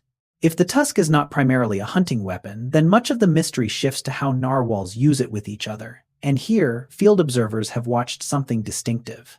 Two male narwhals will rise toward the surface and cross their tusks, rubbing the long shafts together in a slow, deliberate behavior that scientists named tusking. It looks at a glance like a duel, two lances meeting, and for a long time people assumed that was exactly what it was, a fight or a contest of arms between rival males. But the behavior is gentler and stranger than a simple battle. The tusks are crossed and rubbed rather than clashed and struck. There is no drawing of blood, no violent jousting to the death. Instead, there is this measured, almost ceremonial contact, tusk against tusk, that does not fit neatly into the picture of warring rivals. Something else seems to be going on. Given what we now know about the tusk being packed with nerve endings and sensitive to the water around it, tusking may be about more than dominance. It may be a way for males to exchange information, or to maintain the sensitive surfaces of their tusks, or to sort out social standing without real violence. Whatever its full purpose, tusking is a reminder that the tusk lives at the center of the narwhal's social world, not just its feeding. Two males meeting and crossing their great teeth is one of the defining images of the species, and its meaning is still being read. Let us sit a moment longer with tusking because the shift in how scientists interpret it captures everything strange about this animal. The old reading was simple and combative, males fighting with their tusks over females or territory weapons crossed in rivalry. The newer reading is far more intriguing, because the tusk is now understood to be a richly innervated sensory organ, riddled with nerves and open to the surrounding water. Researchers suspect that when two males rub their tusks together, they may be doing something closer to communicating than fighting. The contact could let them exchange sensory information, each tusk reading the other, or it could help clean and maintain the sensitive surface of the tooth, sweeping away buildup that might dull its ability to sense. In this view, tusking is less a clash of weapons and more a meeting of instruments. Picture the difference between two knights hammering their swords together in combat, and two people shaking hands exchanging a whole quiet stream of information through touch in a single gesture. The narwhal's tusking may lean toward the handshake. This does not mean rivalry plays no role longer. Tusks still likely signal a male's fitness, but the physical act of tusking itself looks less like war than we assumed. Once again, a behavior that seemed obvious on the surface turns out to hide subtlety underneath. The narwhals crossing their tusks near the ice may not be fighting at all. They may be sharing the sea with each other, tooth to sensitive tooth. If the tusk is not mainly a spear and not mainly a weapon of war, one of the strongest remaining explanations is that it is, above all, an advertisement. In this view, the tusk works much like a peacock's tail, a sexually selected ornament whose length and quality broadcast the health and fitness of the male carrying it. A long, thick, well-formed tusk is expensive to grow and maintain. So a male sporting an impressive one is effectively announcing that he is strong enough to afford it. Females or rival males can read that signal and respond. Support for this comes from careful measurement. Researchers found that a narwhal's tusk length varies more relative to body size than a simple structural tooth ought to, and that its dimensions line up with what you would expect from an ornament shaped by mate choice, rather than a plain tool. The tusk grows longer in proportion than sheer function alone would demand, which is a classic fingerprint of sexual selection. Picture a stag's enormous antlers, or that peacock's extravagant tail features that exist largely to say, "Look how fit I am." The narwhal's tusk may belong to that same family of costly, honest advertisements. And this reframing dissolves an old puzzle. If the tusk were essential for survival, females would need one too. But if it is chiefly a male's advertisement of quality, then its scarcity in females makes perfect sense. The most famous tooth in the sea may be at its heart a 9-foot declaration of worth. Turn from the tusk to the daily grind of survival, and you find the narwhal doing its hardest work in the coldest, darkest season. In winter, out under the offshore pack ice, narwhals feed intensively, and they do it deep. Again and again they plunge from the surface all the way down toward the seafloor, hundreds upon hundreds of meters below, to hunt Greenland halibut, a large, valuable flatfish that lives near the bottom. This is not casual snacking. Winter is a period of concentrated, repeated deep diving, the narwhal's serious feeding season. The rhythm is relentless. Breathe at a lead in the ice, then descend into the black toward the bottom hunt, and climb all the way back up to breathe again over and over through the polar night. Each round trip is a major physical undertaking, a plunge into crushing pressure and back, repeated so many times that it defines the animal's winter existence. Imagine commuting to work not by walking down the street, but by free diving to the bottom of a very deep lake and back dozens of times a day in freezing darkness, and you begin to grasp the effort involved. Yet for the narwhal, this is simply how winter is spent. The season that seems most hostile, when the sea locks over and the sun vanishes, is precisely when this whale feeds hardest, diving into the deep for its halibut with a persistence that would exhaust almost any other animal alive. Bring together the deep winter dives and the narwhal's mastery of sound, and you arrive at something worth pausing on in full. When a narwhal descends 1,500 meters toward the seafloor in the polar night, it enters water where the concept of light simply does not apply. Even in daytime at that depth, sunlight has vanished hundreds of meters above. In winter, with the Arctic sun gone entirely, the blackness is absolute top to bottom. And in that total darkness, the narwhal finds and catches fish. It manages this because it never depended on light in the first place. Its echolocation works just as well at midnight in midwinter as at noon in midsummer, because it makes its own signal and reads its own echoes, indifferent to whether any sun exists. A halibut lying camouflaged against the seafloor cannot hide in darkness from an animal that hunts by sound. The narwhal calls out, the echo returns off the fish, and the prey is located as surely as if a light had been switched on. Consider how helpless a human would be dropped into that void, unable to see a hand in front of the face, utterly lost. The narwhal moves through that same void with confidence, hunting successfully in conditions that represent to us the very definition of blind helplessness. Darkness is not an obstacle it overcomes. It is simply the medium the narwhal was built to hunt in. Step back from the individual hunter and watch a group of narwhals, and a different kind of intelligence appears. Narwhals are social animals that travel in pods, and within those pods they can move with striking coordination, surfacing, diving, and turning in a synchronized way that suggests constant awareness of one another. A pod on the move is not a random scatter of animals sharing the same water. It is a coordinated unit, its members reading and matching each other's movements as they travel. This synchrony hints at rich communication threading through the group. To surface together, dive together, and change direction together, narwhals must be sharing information continuously. Very likely through the sounds they make, keeping the pod aligned even when individuals cannot always see one another in the murk. The coordination is the visible outcome of an invisible conversation. Picture a flock of birds wheeling as one across the sky, each turn rippling through the group in near unison, and you have something of the feel of a well-coordinated narwhal pod, translated into the medium of cold, dark water. That kind of collective movement offers real advantages in navigation, in safety, in staying together across vast and featureless stretches of sea. The narwhal is not a loner that happens to tolerate company. It is a genuinely social whale embedded in a group whose members move in concert, bound together by signals we are only beginning to decode. Crossing the Arctic as a single coordinated body, those pods do not always stay small. During the great seasonal migrations, narwhals gather in numbers that turn a scattering of groups into a genuine multitude. Smaller pods merge and flow together into aggregations that can number in the hundreds and at times the thousands, streaming along the same migratory corridors as the ice advances or retreats. What is normally a modest cluster of animals becomes, in migration season, a vast moving assembly of whales filling a channel of Arctic water. Try to picture the scene. Thousands of narwhals, tusked males among them, moving through a fjord or along a coast in a slow, immense procession, their mottled backs breaking the surface across a wide stretch of sea, breath after breath rising in the cold air. For an animal whose global population fits, as we noted, into a couple of stadiums, an aggregation of thousands represents a meaningful slice of the entire species passing through one place at one time. It is one of the great gatherings of the Arctic, largely unseen by human eyes because of where and when it happens. These migratory assemblies matter, too, beyond their spectacle. They concentrate huge numbers of narwhals along specific routes, which shapes both how the animals live and how vulnerable they are, since so many can funnel through the same narrow waters together. The solitary-seeming unicorn of legend turns out in truth to travel in throngs, joining its kind by the thousand to cross the frozen world. There is a deeper marvel hidden inside those migrations. The narwhals are not wandering.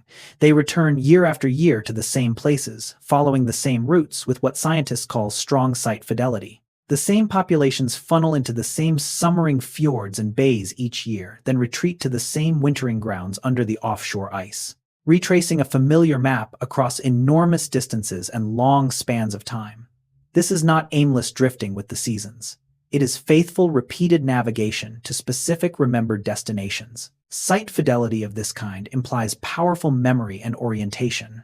To arrive at the same fjord across 1,000 miles of shifting, largely featureless Arctic Sea, and to do it reliably year upon year, the narwhal must carry some robust internal sense of where it is going, sustained across a lifetime that may span decades. Picture a person who, without any map or road signs, walks from one specific city to another and back every single year for 50 years, never getting lost, always arriving at the same doorstep. That is the scale of achievement folded into the narwhal's ordinary migration. And this faithfulness has a sobering edge.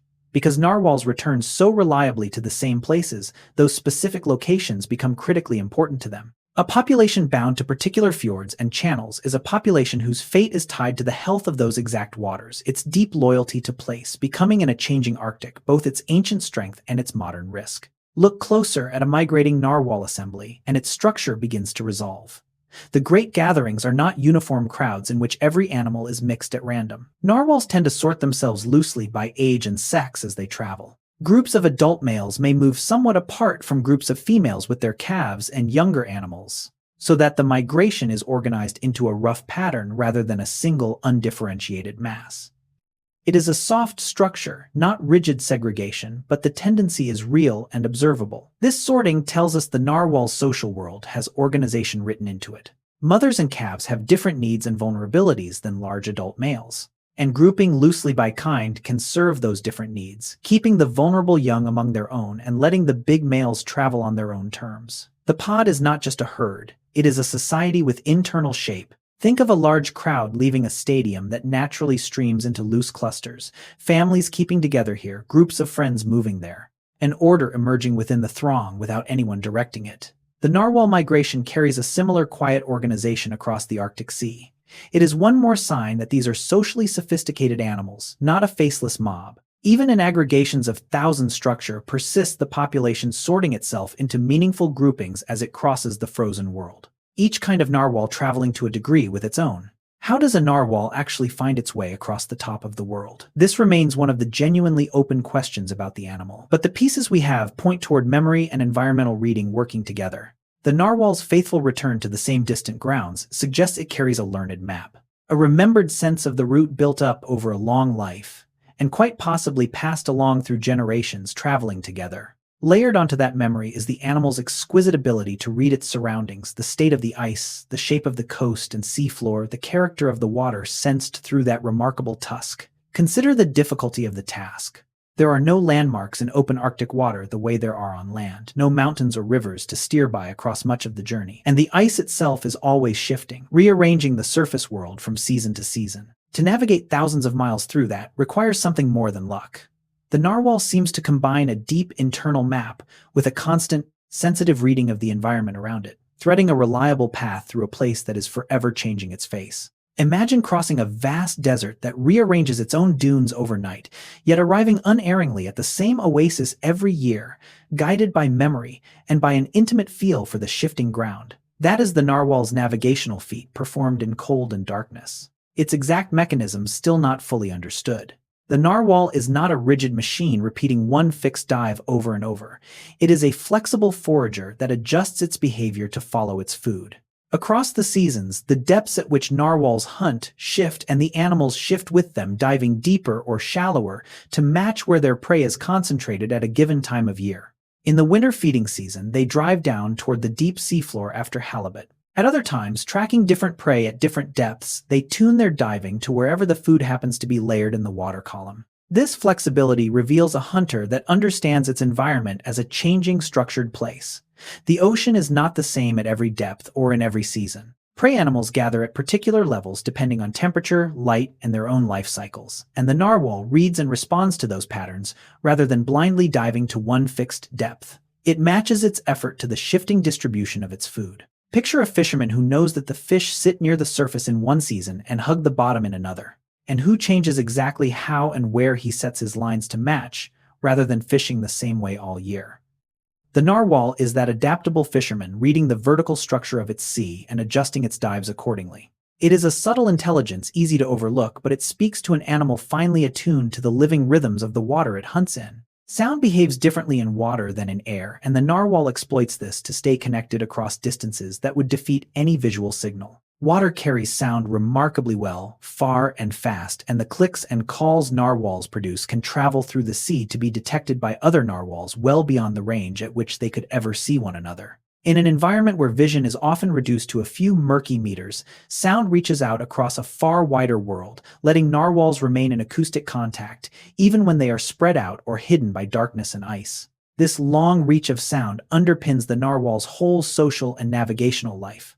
A pod scattered while feeding or animals separated in dark or turbid water can still know of one another's presence through the sounds that carry between them, staying loosely knit together across gaps that light could never bridge. The sea becomes a shared acoustic space, alive with signals threading between distant animals. Think of how a shout or a whistle can reach a friend far across a valley long after they have shrunk too small to see clearly.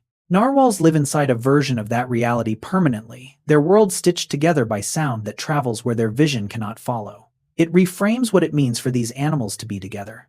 A narwhal need not see its companions to remain among them. In a world built for sound, hearing is a form of togetherness, and the pod stays connected across the dark by voice alone. Nowhere is that acoustic togetherness more important than between a mother narwhal and her calf. In the vast, dark, crowded Arctic Sea, a young calf could all too easily become separated from its mother, lost among the moving bodies of a pod, or swallowed by murky water. To guard against that mother and calf, maintain contact through sound, exchanging specific calls that let each keep track of the other, even when they cannot see across the gap between them. It is a lifeline made of noise binding parent to offspring in a world where a visual bond would constantly be broken. This vocal contact matters enormously for a calf's survival.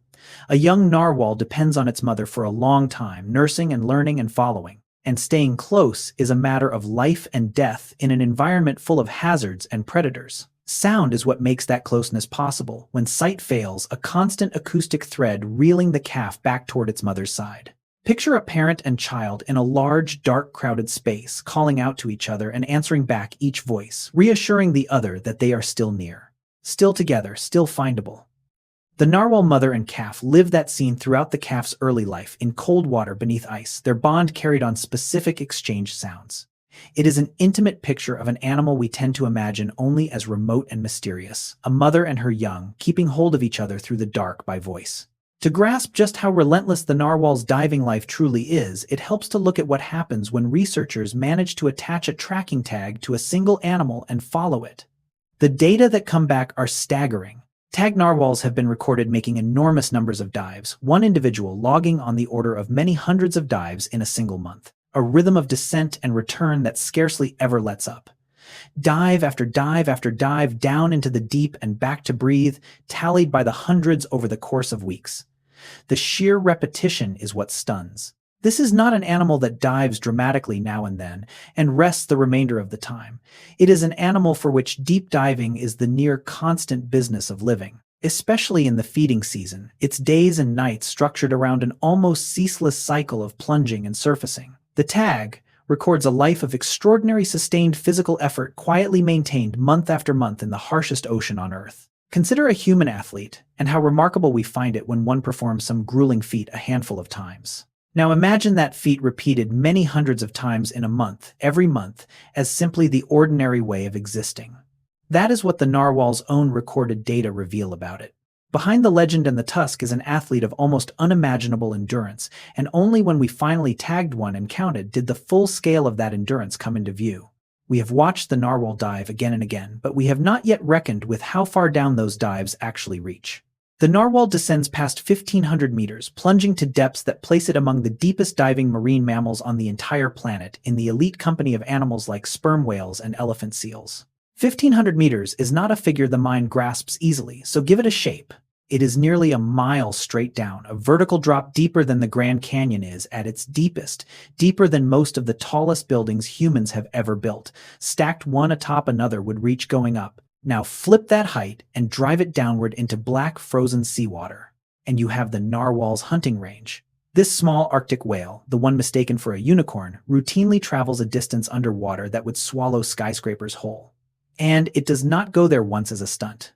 It goes there repeatedly as part of its ordinary feeding, then climbs all the way back up to breathe and does it again. Each of those descents carries the animal into a world of near total pressure and cold and dark that only a handful of creatures on Earth can withstand. When you next picture a narwhal, resist the image of a whale idling near the surface. Picture instead an animal that regularly leaves the surface world behind and drops a mile into the deep, into some of the most extreme conditions any air-breathing creature ever willingly enters. Depth is not just distance, it is force, and at 1,500 meters that force becomes almost unimaginable. For every 10 meters a diver descends, the pressure of the water increases by roughly the weight of the entire atmosphere pressing down at sea level. Do the arithmetic for the narwhal's depths and the pressure exceeds 150 times what you feel standing on a beach.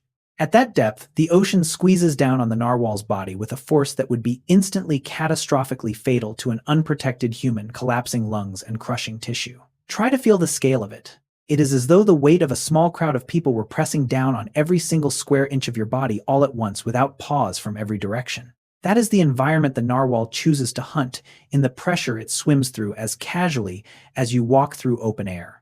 And it does so not with armor or a rigid shell, but with a body that yields the collapsing rib cage and flattening lungs we traced earlier, turning the crushing force aside by refusing to resist it. What would flatten a submarine designed by engineers? The narwhal absorbs with flesh and bone shaped by evolution. The deeper you follow this animal, the more its ordinary life reveals itself as a series of feats at the very edge of what a warm-blooded, air-breathing creature can survive. 1,500 meters down under the weight of a crowd, the narwhal simply hunts. Add time to that depth, and the achievement deepens further. A narwhal's deep dive can last on the order of 25 minutes. 25 minutes spent underwater on a single breath, descending nearly a mile, hunting and returning all before the animal takes its next lungful of air. Hold your own breath for even 1 minute, and the discomfort becomes hard to ignore. Stretch that to 25. While doing strenuous physical work under crushing pressure in freezing darkness, and you begin to sense the gulf between the narwhal's abilities and our own. This is where the narwhal's whole suite of adaptations pays off at once. The oxygen banked in its myoglobin-rich muscle, the emptied lungs that keep the bends at bay, the collapsing chest, the darkened blood. All of it exists to make that single long dive possible. 25 minutes is not a matter of the narwhal simply toughing out a held breath. It is the product of a body engineered from the cells outward to stretch one breath across an enormous span of time and depth. Picture holding a single breath for the length of a television episode, and spending that whole time swimming down into a black abyss and back, and you have the narwhal's ordinary dive. Then remember that it does this hundreds of times a month. The wonder is not any one dive.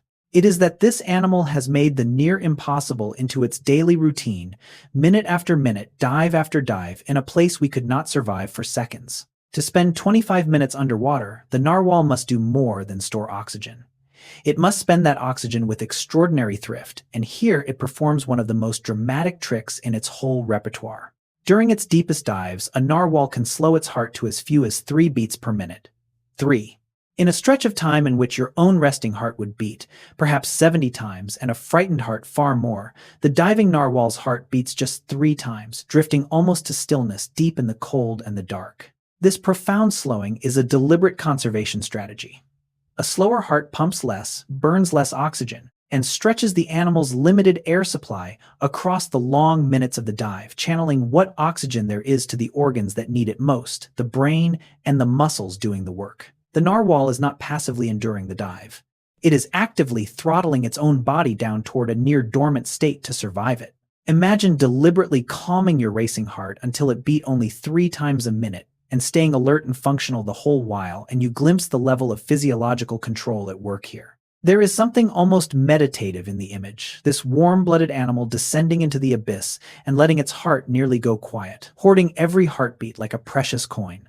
The narwhal's deepest dives are performed by a body dialed down to the edge of stillness, wringing every last second out of a single breath. We have seen that individual narwhals dive hundreds of times a month, but at the upper end the numbers climb higher still into a range that borders on the absurd for an air-breathing animal. Across a feeding season, a narwhal may perform well over 1,000 dives in a single month, some records reaching toward and past 1,500 descents. An almost ceaseless cadence of plunging and surfacing sustained week after week. 1,500 dives in a month works out to around 50 dives every single day, one after another, day and night, without any real break. Sit with what that means as a way of life. If each deep dive is a mile-long descent into crushing pressure and cold, lasting many minutes and demanding the narwhal throttle its own heart nearly to a stop, then 1,500 of them in a month is a rate of extreme effort that has almost no parallel among mammals. This is not an animal that rests between feats. Its entire existence is the feat repeated with metronomic persistence in the harshest sea on Earth. Picture committing to something as demanding as a deep free dive 50 times a day, every day for a month, and then doing it again the next month, and you approach the reality of a narwhal's feeding season. The tusk may be what made this whale famous, but its true marvel may be this quieter one. An endurance so vast and so relentless that we only fully believed it once our instruments counted the dives for us. Now return with fresh eyes to that famous tooth and measure it honestly. A mature male narwhal's tusk can grow to nearly 9 feet long, a single tooth stretching a distance greater than the height of a basketball hoop's rim above the floor. Stand beneath a regulation basketball rim 10 feet up and imagine a tooth reaching almost to it, growing straight out from the front of an animal's head. That is the scale of a large narwhal tusk. It is one of the longest teeth relative to its owner that any living animal grows, and among the most extraordinary single teeth in the whole of nature. Hold the comparison steady, because it is easy to let a tusk shrink in the imagination into something dagger-sized. This is not a dagger, it is a spiraled shaft, as tall as a room. Longer than most men are tall, borne through the water at the front of the whale's head, year after year, as it slowly lengthens. The narwhal grows this from a single canine tooth, the same category of tooth you carry a modest version of in your own jaw, extended to a length that dwarfs the animal's head many times over. Everything we have learned only sharpens the wonder of it. This 9-foot tooth is porous, nerve-filled, sensitive, spiraled always to the left, and grown mainly by males, as quite possibly a living advertisement of their fitness. Nature took an ordinary tooth and drew it out into one of the most remarkable structures an animal has ever worn. A number alone can numb, so set the tusk against the animal that carries it. A large male narwhal's body might stretch 15 or 16 feet, and its tusk can reach nearly 9, which means the tusk can equal more than half the length of the whale's entire body. Picture that proportion on yourself. It would be as if a 6-foot person grew a single straight tooth from their face, extending more than 3 feet out in front of them, longer than an arm, a tooth that is itself a substantial fraction of your whole height. On the narwhal, this is not a rare extreme, but simply what a big male looks like. That proportion is what makes the tusk so visually staggering when you finally see the animal whole. It is not a modest ornament perched on a large body.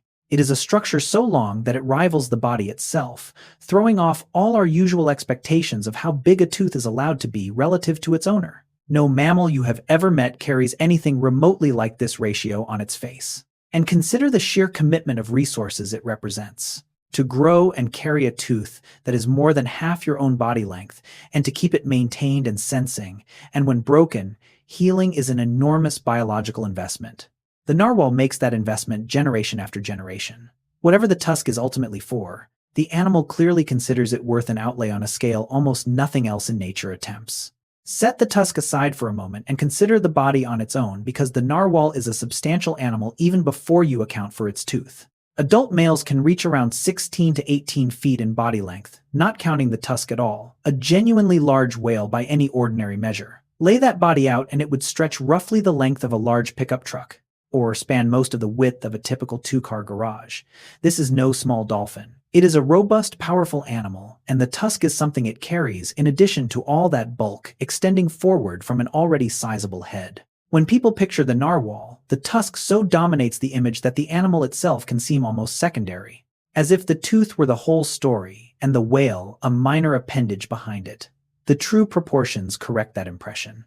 Behind the famous tooth is a heavy, muscular, deep-diving whale, as long as a truck built to plunge a mile into the sea and back, and to survive decades in water near the freezing point. The tusk is the headline, but the body is the engine, and the body is formidable in its own right. Remember this whenever the legend threatens to reduce the narwhal to just its horn. The animal that grew that horn is itself a large and mighty creature, 18 feet of Arctic whale, with the spiraled tooth as the crowning addition to an already impressive frame. Length tells only part of the story, so bring in weight and the narwhal's mass settles into a comparison anyone can feel. A large male narwhal weighs in the neighborhood of 3,500 pounds, and heavier individuals climb further still. 3,500 pounds is right around the weight of a small car, a compact sedan you might see parked on any American street. So the animal driving a mile down into the abyss, throttling its heart to 3 beats a minute, carrying a 9-foot tooth is in raw mass, roughly a car with a spiraled tusk swimming through freezing water. That heft matters for how the narwhal lives. A large, well-insulated body holds heat better in near-freezing seas, and a substantial mass stores the energy and oxygen reserves that make those extreme dives possible. The narwhal's size is not incidental. It is part of the machinery of survival in a punishing environment, a big, warm body built to endure the cold and to power the deep. Picture that compact car, and then imagine it moving with grace and precision through black Arctic water diving hunting, surfacing to breathe at a crack in the ice, and you have a truer sense of the narwhal's physical reality than any unicorn image can offer. This is a large, heavy, formidable animal, its bulk as essential to its life as its famous tooth, a car-weight whale thriving where almost nothing its size could survive at all. Turn now from the finished adult to how a narwhal begins, and even the making of a new one unfolds on an extraordinary timescale. A narwhal pregnancy lasts around 14 months, well over a year of gestation, ranking among the longest carried by any whale. Compare that to the 9 months of a human pregnancy, and the narwhal stretches nearly half again as long. More than a full year of a mother carrying and growing her single calf inside her before it is ever born. That long gestation says something about the kind of animal a narwhal is and the world it enters. 14 months of development produces a calf that arrives already large and well-formed, better prepared to survive the immediate shock of the frigid Arctic Sea than a smaller, less developed newborn would be. In an environment this harsh, there is little room for a fragile, underdeveloped young. So the narwhal invests the extra months up front, building a robust calf before releasing it into the cold. It is a strategy of quality over speed, patience over haste. Picture the commitment involved: more than a year of pregnancy endured while diving deep, migrating hundreds of miles, and surviving polar winters, all while carrying and nourishing a growing calf within. The narwhal mother does not simply produce young. She sustains a year-plus investment in a single life, in conditions that would tax any animal, so that when her calf finally arrives, it arrives ready to meet the hardest ocean on Earth. After more than a year of pregnancy, the narwhal mother brings forth not a litter but a single calf, and she times its arrival to the gentlest window the Arctic offers. Narwhal births cluster in summer when the ice has loosened its grip, the water has warmed to its least brutal, and the light has returned to the far north. Into that brief kinder season, the mother delivers her one calf, pouring the whole of her long investment into a single new life. The choice of one calf at a time is itself telling. The narwhal does not gamble on numbers, flooding the sea with many young, in the hope that a few survive. It bets everything on one, nurtured through 14 months of pregnancy and born into the safest stretch of the year, then cared for intensively afterward. This is the reproductive strategy of an animal that lives long and slow, favoring deep investment in each offspring over sheer quantity. And the summer timing is no accident but a finely judged decision. A calf born into the teeth of the polar winter, into darkness and deep cold and sealing ice, would face the worst the Arctic can inflict at its most vulnerable moment. Born in summer instead, it gets a season of relative mildness to grow, strengthen, and learn before the dark returns. Picture a parent arranging for their child to arrive at the mildest, most forgiving time possible, giving it every early advantage. The narwhal mother does exactly that, delivering her single precious calf into the short Arctic summer, the one gentle season in a merciless year. Once born, the narwhal calf does not quickly strike out on its own. It stays close to its mother and nurses on her milk for well over a year, sustained by a thick, fat-rich liquid built for building blubber fast in a frigid sea. Narwhal milk, like that of other cold-water whales, is enormously rich in fat, far richer than the milk you might pour from a carton. Closer in consistency and energy to something like cream or soft butter than to thin drinking milk. This calorie-dense milk does urgent work. A calf in near-freezing water must lay down insulating blubber quickly to survive, and fat-heavy milk delivers exactly the raw material needed, letting the young narwhal grow a warm protective layer as fast as possible. The mother, in effect, pours her own hard-won energy directly into her calf. Converting the fish, she dives a mile to catch into the rich milk that keeps her offspring alive and warming. The long nursing period, stretching beyond a full year, reflects again the narwhal's patient, high-investment approach to raising young. This is not an animal that weans quickly and moves on. It commits to an extended stretch of intensive care, the calf shadowing its mother, nursing and slowly learning the ways of the deep and the ice under her guidance. Imagine feeding a growing child on something as rich as cream for over a year, while diving into an abyss to gather every calorie, and you sense the mother's investment. The bond runs long and it runs deep, sustained by milk as rich as the effort behind it. The narwhal calf is no tiny helpless scrap at birth. Thanks to that long 14-month gestation, it arrives already substantial, stretching around 5 feet in length the moment it is born. 5 feet is roughly the height of a grown adult person, which means a newborn narwhal enters the world about as long as its human observers are tall. Picture a mother giving birth to a calf the size of a person, and you grasp how far along these young already are when they arrive. That generous birth size is a direct answer to the harshness of the Arctic. A larger newborn has a better ratio of body to surface area, holds heat more effectively, and starts life with more reserves than a smaller one would. All of which matter enormously in water near the freezing point. The long pregnancy buys this head start, trading months of development for a calf robust enough to meet the cold from its very first breath. There is a through line here that ties the narwhal's whole reproductive strategy together. 14 months of gestation, a single calf, a summer birth richer than cream milk. Over a year of nursing and a 5-foot newborn, every element points the same direction toward heavy investment in one well-prepared offspring rather than many fragile ones. The Arctic does not forgive weakness in the young, so the narwhal answers by making its young strong from the start. A 5-foot calf, born into summer and nourished on the richest milk, begins life already equipped for the hardest sea on Earth. Stretch the timeline of a single narwhal all the way out and it reaches astonishingly far. These whales are long-lived animals, commonly reaching around 50 years, and by some estimates individuals may live well beyond 90. A narwhal that survives the perils of youth can go on to spend half a century, perhaps far more, swimming the Arctic, potentially outliving the human researchers who first tagged and studied it. Think of what a life of that length encompasses. A narwhal born around the middle of the 20th century, if it reached the upper end of these estimates, could conceivably still be alive today, having crossed decades of a changing world entirely underwater and out of sight. Within one long narwhal lifetime lie thousands of deep dives repeated month after month, dozens of vast seasonal migrations, and the slow transformation of the animal's own body from dark youth to marbled white old age. This longevity fits the pattern we have seen throughout. The narwhal is an animal of patience, and the long game slow to mature, investing heavily in few, young, and enduring across decades, rather than burning brightly and briefly. A creature that lives 50 to 90 years is not living fast. It is accumulating experience, memory, and knowledge of its shifting world across an immense span of time. That long life also raises the stakes of every threat the animal faces, for a slow-breeding, long-lived species cannot rebound quickly from losses. But set that aside for now, and simply marvel the unicorn of the sea may swim the Arctic for the better part of a century. How could anyone possibly know that a narwhal has lived 50 or 90 years, given that these animals cannot be kept followed from birth or easily observed across a human career? The answer lies in a quietly ingenious technique that reads, age from the eye. The lens of a narwhal's eye grows in layers throughout its life, and by examining chemical changes in the proteins of that lens, in particular a slow, clock-like transformation of certain amino acids, scientists can estimate how many years the animal has lived.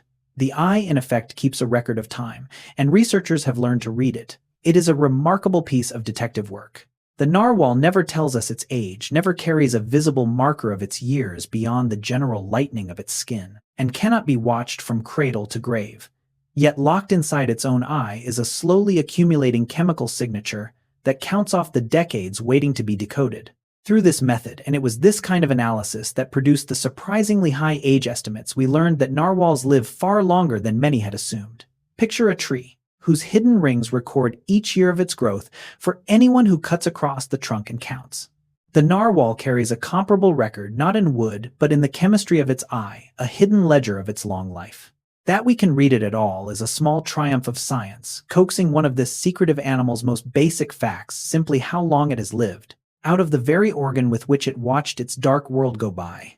We have spoken of narwhal migration, but set it now against the grand seasonal rhythm that drives it, and its scale comes fully into view. The Arctic breathes, in a sense, across the year, its ice advancing to swallow the sea each autumn, and retreating to free the coasts each summer, and the narwhals move in time with that vast breathing. As the ice advances, they withdraw toward their wintering grounds under the offshore pack. As it retreats, they flow back toward the coastal fjords and bays, thousands of animals traveling together in step with the shifting, frozen edge of their world. Their migration is not a private journey but a mass movement choreographed by the ice itself. This ties the fate of thousands of narwhals to one of the largest seasonal phenomena on the planet, the annual expansion and contraction of Arctic sea ice across an area that dwarfs any human construction. The whales read that immense pulse and answer it, funneling along their ancient routes as the ice dictates arriving and departing on the schedule the frozen sea sets for them. Picture an entire population rising and moving in response to a change that sweeps across an area larger than whole nations, and you sense how deeply the narwhal is woven into the machinery of its region. The narwhal does not merely live in the Arctic. It moves with the Arctic, its migrations synchronized to the breathing of the ice. Thousands of animals rising and falling with a rhythm that governs the very top of the world. Put a distance to those migrations, and the achievement grows more staggering still. Some narwhal populations travel well over 1,000 miles between their winter and summer grounds, journeying across an enormous sweep of Arctic Sea twice a year out to the offshore ice for winter and back to the coastal fjords for summer. 1,000 miles is roughly the distance from New York to the middle of the American heartland, a journey that would take days of hard driving across a continent. The narwhal covers a comparable span by swimming through freezing water and shifting ice, and then turns around and swims it back year after year for a lifetime that may run to half a century or more. Layer that distance onto everything else the animal is doing, and the effort becomes almost dizzying. These are not straight, easy miles across calm water. They are miles won through cold, through darkness, through ice that opens and closes, while the narwhal also dives a mile deep to feed hundreds of times along the way. The migration is not a break from the narwhal's hard life, but another strand of it, thousands of miles of travel braided together with thousands of deep dives, all in the harshest ocean on the planet. Picture crossing much of a continent on your own power twice every year through the worst conditions imaginable, and doing it faithfully for decades. That is one narwhal's migratory life. 1,000-mile round trip repeated until the animal is old and white, threading the same long path across the top of the world again and again. To survive in water, hovering barely above freezing, the narwhal wraps itself in an extraordinary layer of insulation, and the scale of it is hard to overstate. Blubber, the thick layer of fat beneath the skin, can account for roughly half of a narwhal's entire body weight. Half. Of that car-weight body we measured earlier, a huge share is fat. A dense, insulating overcoat enveloping the animal from head to tail, keeping its warm core separated from the frigid sea. Consider what that proportion means. It is as if half of the animal's whole mass were dedicated to nothing but staying warm and storing energy, a commitment to insulation on a scale that reflects just how deadly the narwhal's environment truly is. In water that cold, heat loss is a constant lethal threat, and the narwhal answers it by becoming in large part a swimming reserve of fat. That blubber does double duty too. It insulates against the cold, and it stores energy the animal can draw on when food is scarce, a built-in larder carried on the body. So the narwhal's fat is at once its coat and its pantry, protecting it from the freeze and provisioning it against hunger. Picture wearing a coat so thick and heavy that it made up half of your total body weight and needing every bit of it just to survive the cold around you. The narwhal wears exactly that permanently. A layer of blubber so vast it constitutes half the animal, the price of making a home in the coldest water on Earth. Follow that blubber to its purpose, and you arrive at the raw environmental fact it exists to defeat. Narwhals live and hunt in seawater that hovers right around the freezing point, water so cold it would kill an unprotected human in minutes, dropping the body toward fatal hypothermia with shocking speed. Into that lethal cold the narwhal descends daily for hours, comfortable and functional, shielded by its immense layer of fat. The blubber is what turns a deadly environment into a livable one.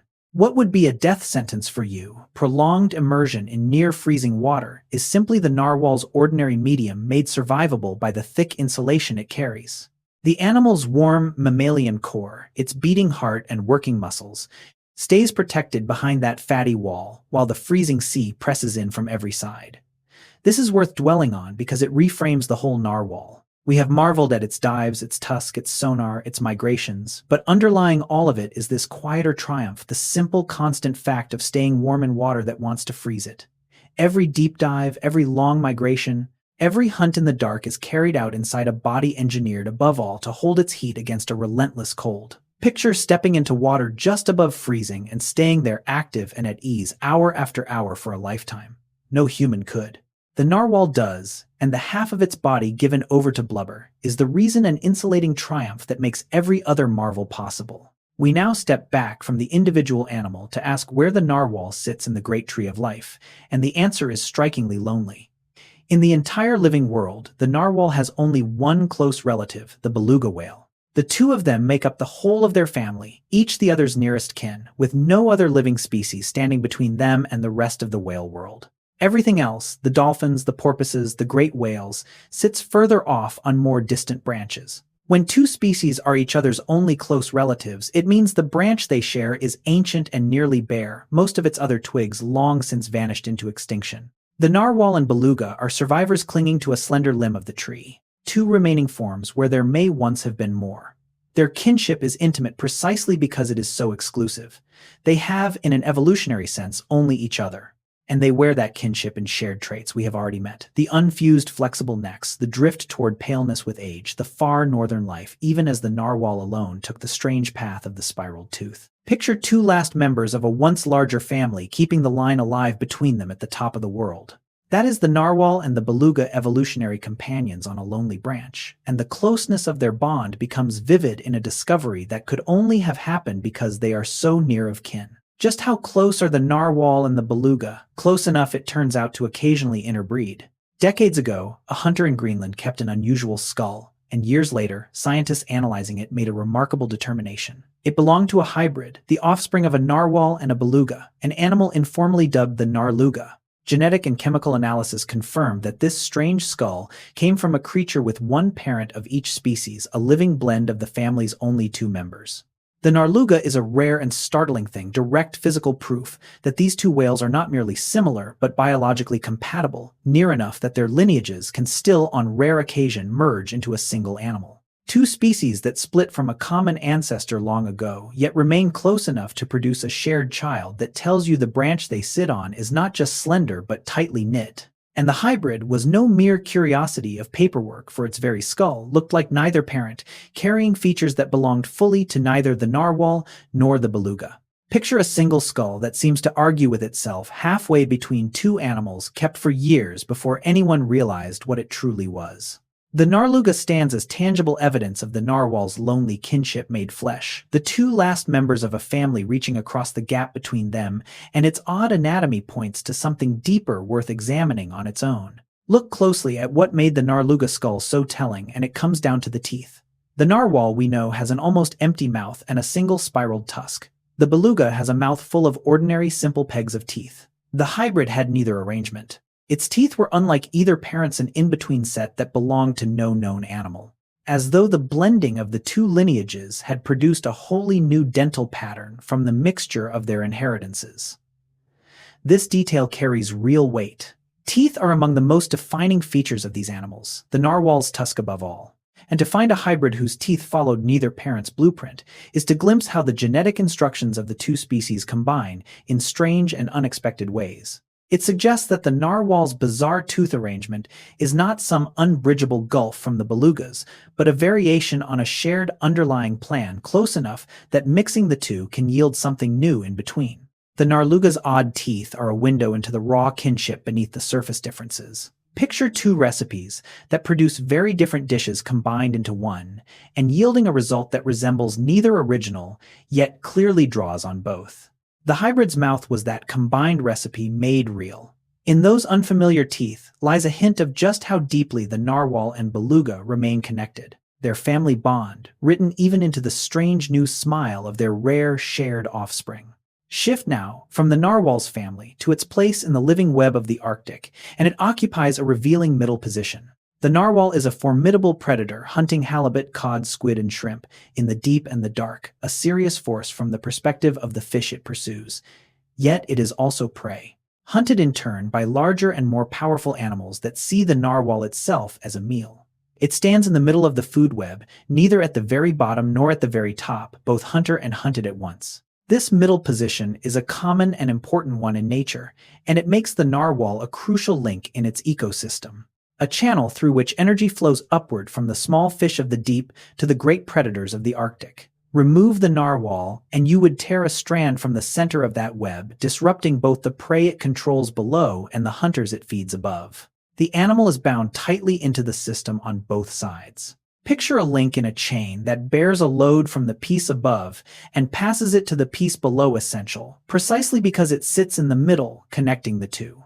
The narwhal is such a link in the Arctic's chain of life, mighty to the fish it hunts and vulnerable to the hunters that hunt it, its existence woven into the balance of the frozen sea from both directions at once. Name the narwhal's hunters, and you assemble a roster of the Arctic's most fearsome predators. Orcas, the killer whales, pursue narwhals in open water, working in coordinated groups to take even these large, capable whales. Polar bears wait at the ice, ready to seize a narwhal that surfaces to breathe at a hole or lead. And the Greenland shark, a slow, cold, ancient predator of the deep, is thought to take narwhals as well, lurking in the same frigid waters the narwhal calls home. From above at the ice, from within the open sea, and from the deep below, the narwhal is hunted by some of the most formidable animals in the entire polar world. This gauntlet of predators shapes the narwhal's behavior in profound ways, driving where it goes when it surfaces and how it uses the ice. An animal hunted by orcas, bears, and sharks alike must be perpetually watchful, threading its life between dangers that come from every direction. Picture living in a place where the sky, the open ground, and the depths below each hold a predator waiting for a moment of exposure. That is the narwhal's world, ringed by hunters on all sides. And this pressure is not merely a hardship to endure, but a force that has molded the animal's habits, pushing it towards strategies of avoidance and shelter, one of which turns the narwhal's most dangerous environment, the crushing ice itself, into an unlikely refuge from the deadliest hunter of them all. Here is one of the most. Among its predators, the orca is especially dangerous in open water, but the orca has a weakness. Its tall dorsal fin and its need for open space make it reluctant to venture deep into dense, broken pack ice. The narwhal appears to exploit exactly this. Researchers have observed that narwhals may retreat into thick, ice-choked waters, specifically when orcas are near, using the crushing, dangerous ice as a shield against a predator that cannot easily follow them there. Consider the boldness of that gamble. The ice is the very thing that can trap and drown a narwhal, the environment that kills whole pods when the leads slam shut. Yet the narwhal is willing to press into that danger deliberately, because the orca fears it more. The whale trades one deadly risk for refuge from another, betting that the ice it has mastered will hold off the hunter that has not. It is a striking piece of behavioral cunning, using a hazard as a hiding place. Picture fleeing a pursuer into a thicket so dense and thorny that your enemy will not enter, accepting the scratches, because the alternative is worse. The narwhal does something like that, with the Arctic ice slipping into the frozen maze where the orca dares not go. The same ice that threatens the narwhal's life becomes, in the presence of killer whales, the very thing that saves it. The narwhal's story cannot be told without the people who have lived alongside it for countless generations. For Inuit communities across the Arctic, the narwhal is far more than a curiosity or a legend. It is food, it is culture, and it has long been a genuine pillar of survival. Inuit hunters have harvested narwhals for centuries, drawing sustenance from them in a land where crops cannot grow, and where survival has always depended on what the sea and the ice provide. This relationship is deep, practical, and enduring, woven into the fabric of Arctic life in a way that the distant European trade in unicorn horns never was. Where Europe prized the narwhal's tooth as a magical trophy from afar, the peoples of the north knew the whole animal intimately as a source of the food and materials that made life in that punishing place possible. The narwhal is embedded in Inuit knowledge, tradition, and subsistence, a creature understood not as myth but as a real and vital part of the world. Picture a community for whom a single animal has meant across generations, the difference between want and enough in one of the harshest homelands on Earth. That is what the narwhal has been to the Inuit, a foundation of survival in a place that offers little else. And among the gifts the narwhal provides is one so unexpected, so tied to the specific hardships of the Arctic, that it deserves to be understood on its own. Consider a puzzle of Arctic survival in a land with no gardens, no orchards, no fresh vegetables or fruit for much of the year. How does anyone get enough vitamin C to avoid the deadly deficiency known as scurvy? Part of the answer, remarkably, is the narwhal. Muktuk, the skin and attached blubber of the narwhal, eaten in the traditional way, is a meaningful source of vitamin C, the very nutrient that people elsewhere get from oranges and greens. In a place stripped of the usual sources, the narwhal's skin provides it. This is a quietly astonishing piece of nutritional wisdom. Without laboratories or vitamin charts, Arctic peoples learned across generations that certain traditional foods, muktuk among them, kept scurvy at bay, and they built those foods into their diets. The narwhal, in effect, becomes a source of the same vital nutrient a Floridian gets from a glass of orange juice, delivered instead through the skin of a deep-diving whale in a world without a single orange tree. Picture the ingenuity of surviving the vitamin-starved Arctic by drawing that nutrient from the sea's animals when the land offers none, a solution discovered through lived experience long before anyone knew what a vitamin was. Muktuk is more than food. It is medicine woven into culture, a defense against a disease that killed countless sailors who lacked exactly this knowledge. The narwhal, hunted for its meat and blubber, turns out to carry within its skin a safeguard against one of the North's oldest threats. Now the story turns toward its gravest chapter, because the frozen world the narwhal has mastered so completely is changing beneath it, and fast. The Arctic is warming more rapidly than almost anywhere else on the planet, and the sea ice that defines the narwhal's entire existence, its shelter, its refuge from orcas, its seasonal highway, its hunting ceiling, is retreating and thinning at a pace that is reshaping the region within single lifetimes. The narwhal is watching its own habitat transform around it. This is not a distant abstract threat, but a fundamental reordering of the animal's world. Everything about the narwhal is tuned to ice its flat back for swimming beneath it, its strategy of hiding within it, its migrations timed to its advance and retreat, its whole life built around a frozen sea that is now in places becoming less frozen. When the defining feature of an animal's environment shifts this quickly, the adaptations that made it a master can suddenly become a mismatch. Picture spending a lifetime perfecting survival in a specific demanding landscape, only to have that landscape itself begin to dissolve. The narwhal, so exquisitely fitted to ice, faces exactly that predicament. The very specialization that let it thrive where almost nothing else could now ties its fate to a frozen world in retreat, and an animal so bound to the ice cannot simply shrug off the ice's decline. What that means for the narwhal is a question of real and growing weight. Given how totally the narwhal depends on ice, it should come as no surprise that scientists rank it among the Arctic marine mammals most vulnerable to a warming climate. Its extreme specialization, the very thing that makes it so extraordinary, is also its greatest liability in a changing world. An animal this finely tuned to a specific, narrow set of conditions has little flexibility to spare when those conditions shift. Generalists can adapt. The narwhal, a supreme specialist, has far less room to maneuver. This vulnerability is compounded by the slow pace of the narwhal's life. Recall that these whales live for decades, breed slowly, and invest heavily in a single calf at a time. A species that reproduces so cautiously cannot quickly rebuild its numbers if losses mount, nor rapidly evolve new habits to meet a fast-changing world. The traits that suit a long, stable life in a reliable environment become dangers when the environment itself grows unstable. Picture a highly trained specialist whose entire expertise is bound to one narrow set of circumstances. suddenly facing a world where those circumstances no longer hold and who cannot retrain quickly. That is the narwhal's exposure in the warming Arctic. It is not that the animal is frail, for it is one of the toughest creatures alive, but that its toughness is precisely narrowly aimed at a world that is now moving.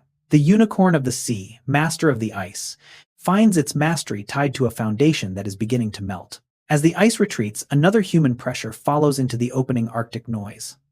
Waters that were once sealed and silent for much of the year are becoming more accessible to ships, and ships are loud. For an animal that lives by sound, that navigates and hunts and stays in contact through clicks and calls and echoes, this new clamor is a serious intrusion. The noise of vessels can disrupt the narwhal's echolocation and communication, masking the delicate sounds it depends on and interfering with the acoustic world that is central to its survival. And narwhals are notably sensitive to it. These are shy, easily disturbed animals, and studies suggest that ship noise can frighten them, alter their behavior, and even drive them away from important areas, pushing them off their feeding grounds or migration routes.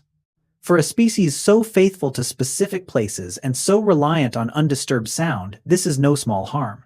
Picture trying to hold a vital conversation or to find your way in the dark by listening while a deafening engine roars beside you, drowning out every subtle cue you need. That is something like what ship noise does to the narwhal's finely tuned acoustic life. As the warming Arctic opens to more traffic, the quiet the narwhal has always relied upon is eroding. And the very sense that lets this whale thrive in darkness, its mastery of sound becomes a channel through which human presence disturbs it.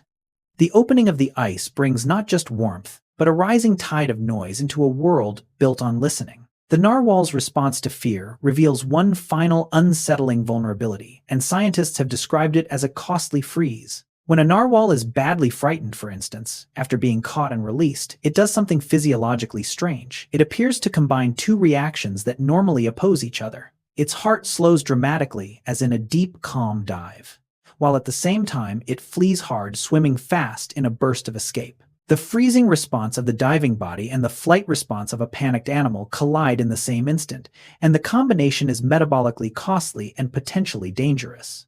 This matters more and more in a changing Arctic, because a narwhal that is disturbed by a ship, by a hunt, by human activity pressing into its opening world, may pay a steep physiological price for its fear. The very stress of encountering us could tax the animal in ways that go beyond the moment of fright. An animal built for a quiet, predictable world may react to sudden human intrusion with a bodily response that harms it even as it tries to escape. Picture slamming on the brakes and flooring the accelerator at the very same time, the machine straining under two opposite commands at once. Something like that seems to happen inside a frightened narwhal, its ancient diving calm warring with its urge to flee. As human presence grows in its habitat, this costly freeze becomes one more reason the narwhal's future is genuinely uncertain. Its own stressed body, a hidden casualty of a warming, noisier north. Here, near the end, we return to where we began, to the tusk, and we must be honest, after 1,000 years of wonder and decades of modern science, we still cannot fully agree on what it is for. We have learned that it is a tooth, that it is porous and nerve-rich, that it can sense the water, that males tap fish with it and rub tusks together, that its length likely advertises fitness. Each of these is real, and yet no single complete agreed-upon answer unites them. The tusk may be a sensory organ and a sexual ornament and an occasional tool all at once, or it may be something we have not yet fully grasped. The most famous feature of one of the most famous animals on Earth remains at its core an open question. There is something wonderful in that admission. We have mapped the ocean floor, sequenced genomes, sent machines to other worlds, and still this spiraled tooth on an Arctic whale keeps a portion of its purpose to itself.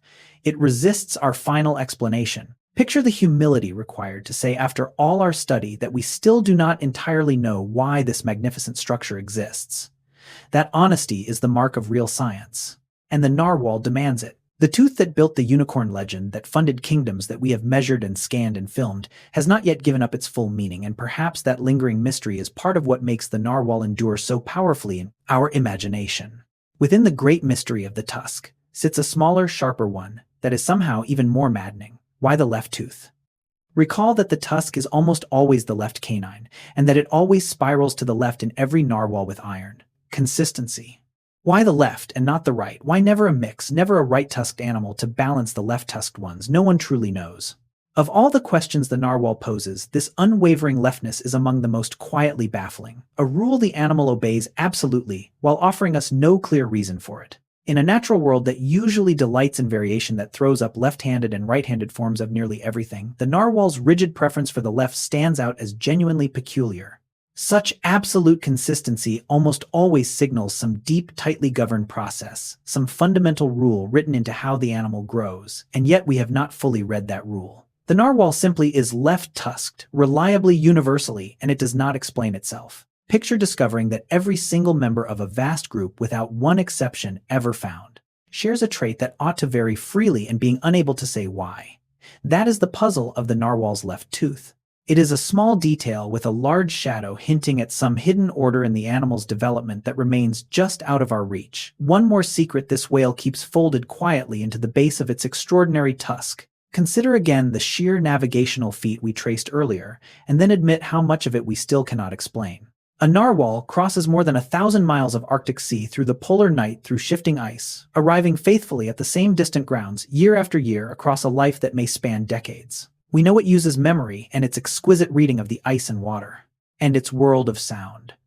But exactly how it accomplishes this, how it holds its course through total darkness across such vast and featureless distances, remains genuinely unclear. The full mechanism of the narwhal's navigation is still beyond us. This is not a minor gap. To find your way that far, that reliably through a world with few landmarks and no light, using senses we do not fully understand, is a profound ability, and we can describe its results far better than we can explain its workings. What internal map does the narwhal carry? How is it built? How is it learned? How is it passed on? These questions stay open. Picture an animal performing routinely a feat of orientation that would defeat any human stripped of instruments, and doing it in conditions of cold and darkness we could not endure by means we have not decoded. The narwhal navigates the top of the world with a competence that humbles us, and the deeper truth of how it manages remains one more of the mysteries this secretive whale guards out there in the dark, where we cannot easily follow. Even the most basic question of all, simply how many narwhals exist, resists a firm answer. We cited an estimate of around 170,000, but that figure carries real uncertainty because counting narwhals is extraordinarily difficult. They live in remote, ice-covered waters, far from observers. They spend much of the year hidden beneath the ice, out of sight of any survey. They are skittish and elusive, and they cannot be studied in captivity. Every tool we would normally use to count a population runs into the same walls that have kept the narwhal mysterious all along. So the truth is that we do not know with real precision how many narwhals share the world with us. Our best numbers are careful estimates, shadowed by the difficulty of surveying an animal so committed to hiding in the least accessible waters on Earth. And this uncertainty matters gravely as the Arctic changes, for it is hard to protect what you cannot accurately count, hard to notice decline in a population whose very size is blurred. Picture trying to take a census of a people who live scattered across a frozen, roadless wilderness, spending most of their time out of view beneath a sheet of ice, and you sense the challenge. The narwhal keeps even this from us. In an age when we tally so much of the natural world with confidence, the number of unicorns of the sea remains genuinely, stubbornly uncertain, a fitting reminder of how much this animal still holds back. Gather all these open questions together and a single truth emerges: so much of the narwhal's life unfolds in a place we simply cannot go. Its most important behaviors, the deep winter feeding the under-ice, hunting the long dives into the abyss, the private life of the pod in the dark, happen beneath ice, and at depths where we cannot follow, cannot watch, cannot easily record. The narwhal lives most fully in exactly the parts of the world that are hardest for us to reach, and so the core of its existence stays hidden from us. This is the deep reason the narwhal remains so mysterious despite all our fascination. It is not that we lack curiosity or effort, but that the animal has made its home in a realm that turns away our instruments and our presence under ice, in darkness at crushing depth. We catch glimpses, a drone's view here, a tag's data there, a rare skull, a brief tracked dive, and from those fragments we assemble what we can. But the whole continuous life of the narwhal lived out in the sealed deep stays beyond our full sight. Picture a creature whose most essential moments all occur behind a door we cannot open, in a room we cannot enter. That is the narwhal, and it is a large part of why it keeps its grip on our imagination. We have learned so much, and still the animal lives most truly in a place we can only reach around the edges of, never all the way in. We began with a whale swimming through Arctic dark, carrying a spiraled tooth that confused kings and seeded a legend, and we end, knowing far more, yet still standing before genuine mystery. You have followed the narwhal from the myth of the unicorn, down into the real animal, the tooth that erupts through the lip and senses the sea, the body that collapses under pressure and hunts by sound in total darkness, the heart that slows to 3 beats a minute, a mile deep, the half-blubber frame that holds its warmth against freezing water, the 1,000-mile migrations, timed to the breathing of the ice, the long life read from the layers of an eye. And you have seen, too, how much remains unknown, what the tusk is fully for.